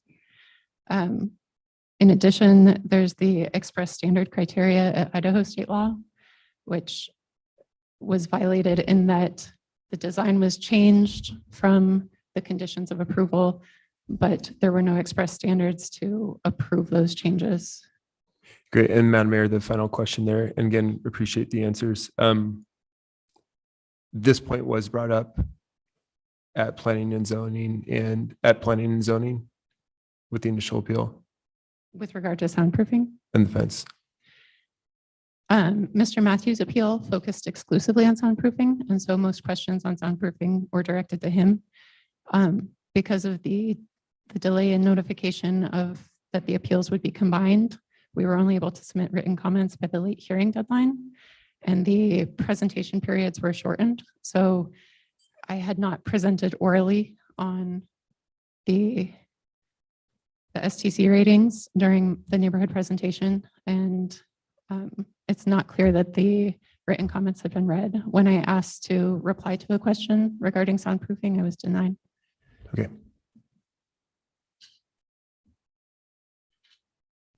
All right, thank you.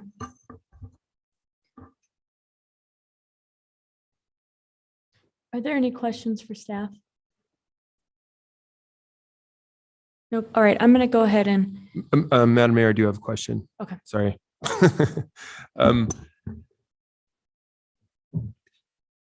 I think that there's going to be a question from council members about if there's additional conditions or additional requests. And so my question is, if we were going to deny the appeal, but there were some changes that we wanted to put forward, how would we go about doing that?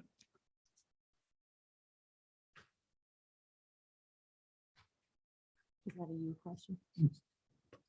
Yeah. Madam Mayor, Council Pro Tem Halliburton, I'll read directly from code, and then if legal wants to advise additionally, that would be fine too. So code says specifically, if error is found, the review body decision may be reversed or modified. If no error is found, the appeal shall be denied and this decision upheld. So I think the letter of code there implies that error should be found to add conditions or modify the approval. Madam Mayor, follow up there. So like, I don't know that there is an error found in the bike parking not being covered.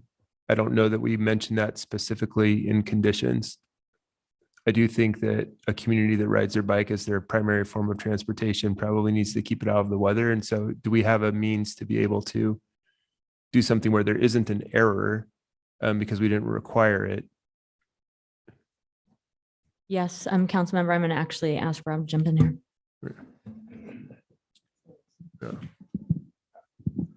Mayor McLean, Council Pro Tem Halliburton, you could add a condition and then add some language to the extent of that you don't find it necessarily error or needed, or that design review got anything wrong, but that it would be helpful or in favor of the neighbors, neighborhood, community, or something along those lines.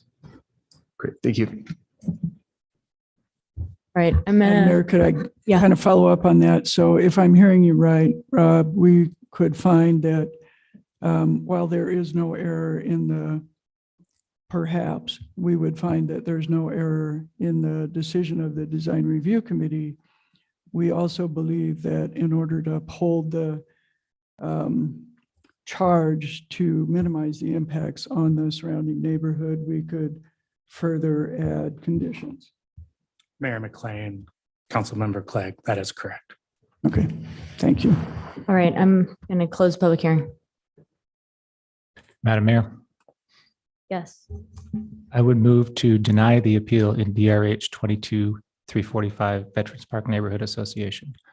And if I get a second, I'll explain my thoughts. Second. Right, we had a motion, and I heard this second first, Halliburton. This particular application has been very difficult for our entire community. And it's been difficult because there's a lot of hurt and a lot of fear and a lot of concern from people on all 7 of the sides of this issue. It's not a two-sided thing. The last time that we voted up here was very, very difficult. I lost friendships. I think fellow council members probably lost friendships as well. The most important rule that we have is that we don't make decisions based on who said something or why we think they may have said it. We make decisions based on what's given to us and the rules we're supposed to follow. And that was the basis of my vote last time, and it's the basis of my motion here. We have an appeal standard, and we are to review a committee below that has both expertise and a lot more time with this application than we see. And so we review it narrowly. We look for clear violations of the law. We look for decisions that are not based on any evidence. We look for things that are arbitrary or capricious. And we owe them some deference because they are experts. Unlike us, they do sit around and review design applications. I don't see the kinds of errors that amount to reversing both that expertise and also kind of running against the grain of the organized system that we have. I don't see a clear violation of a procedure.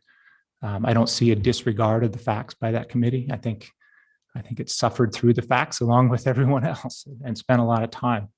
I don't see that they were arbitrary, and I don't see that they made any decision completely in the absence of substantial evidence. And so, my view is that our duty, and certainly my job, is to affirm the design review committee. What I do see, and I saw last time, was a lot of disagreement over little things, but really because there's fundamental disagreement over big things.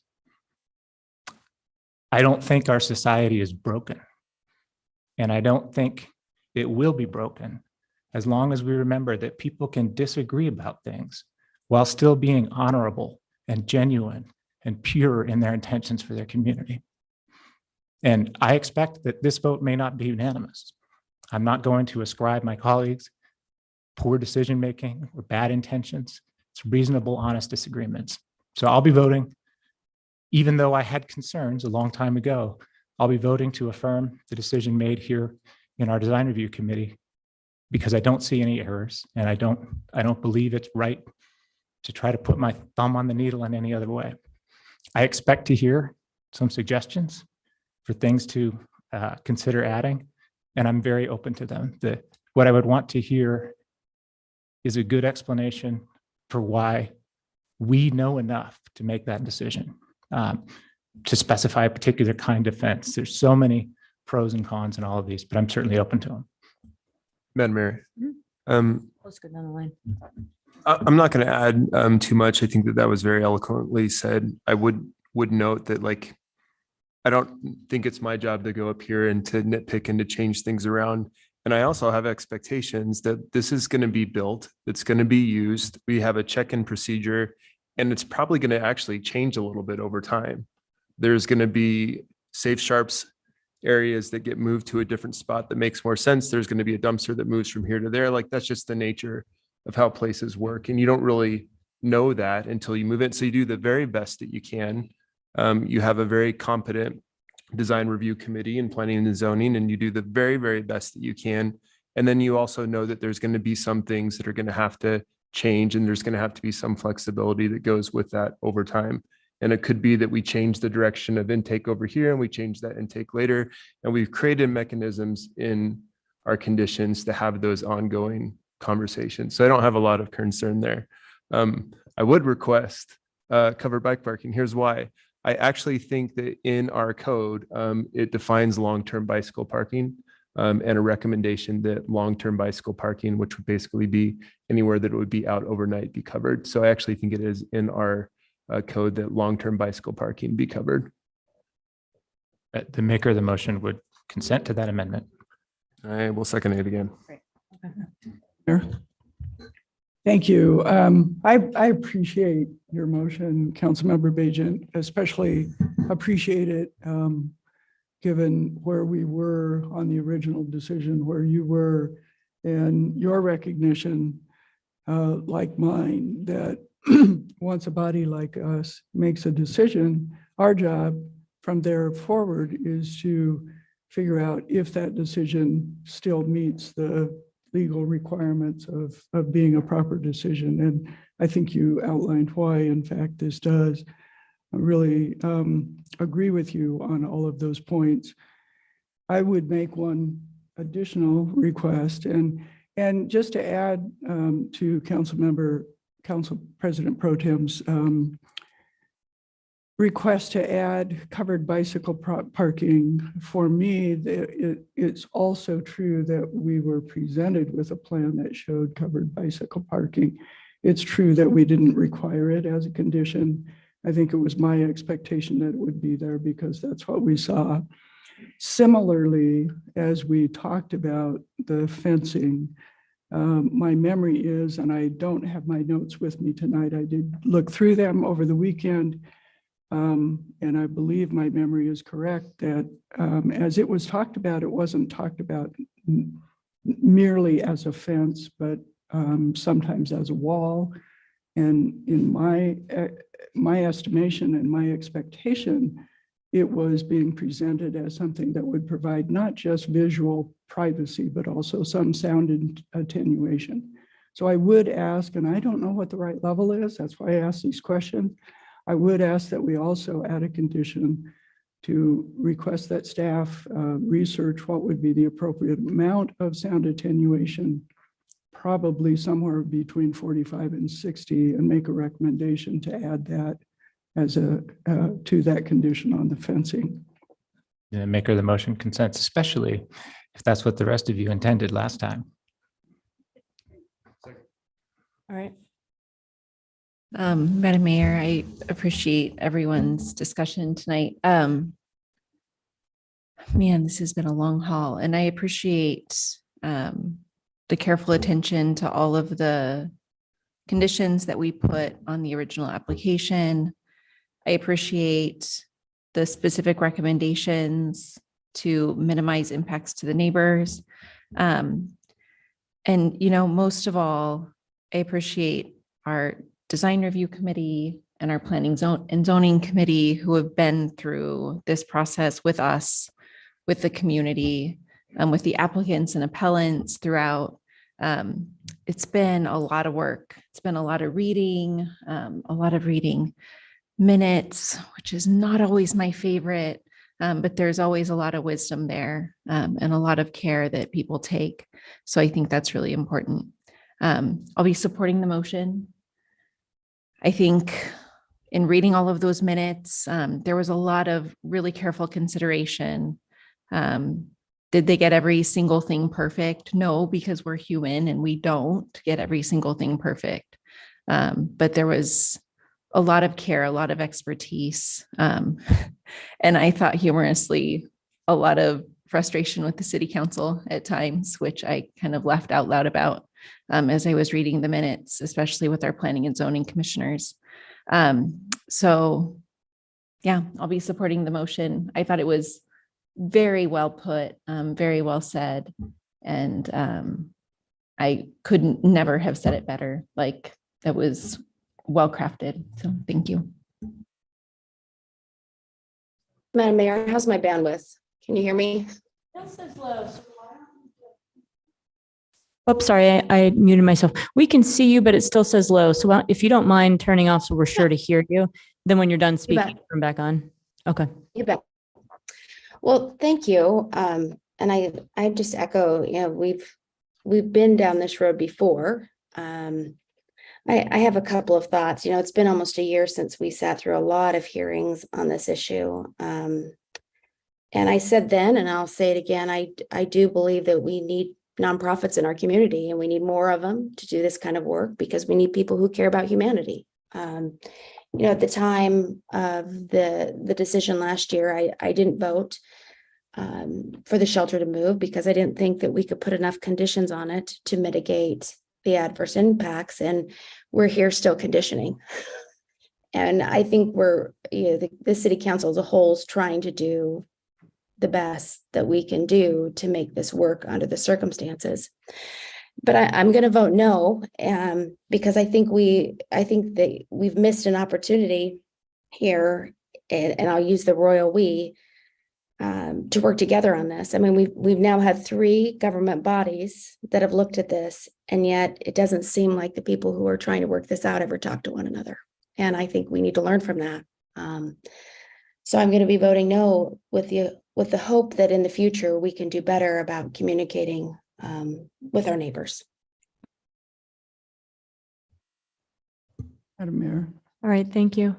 could I just make one last comment? I did not ask to add a condition on the pavement markings or entrance directions to the intake locations because we already have a condition on that. And I expect while they're not part of design that they will be met Yeah, they're during the final implementation. Okay.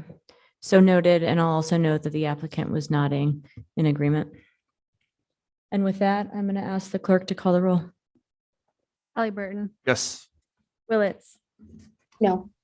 Woodings. Yes. Bajent, Yes. Clegg, Yes. 4 in favor, motion carries. And there's nothing else, so I'll take a motion to adjourn. Madam Mayor, I move that we adjourn. Second. All in favor? Aye. We are adjourned. Thank you, everybody.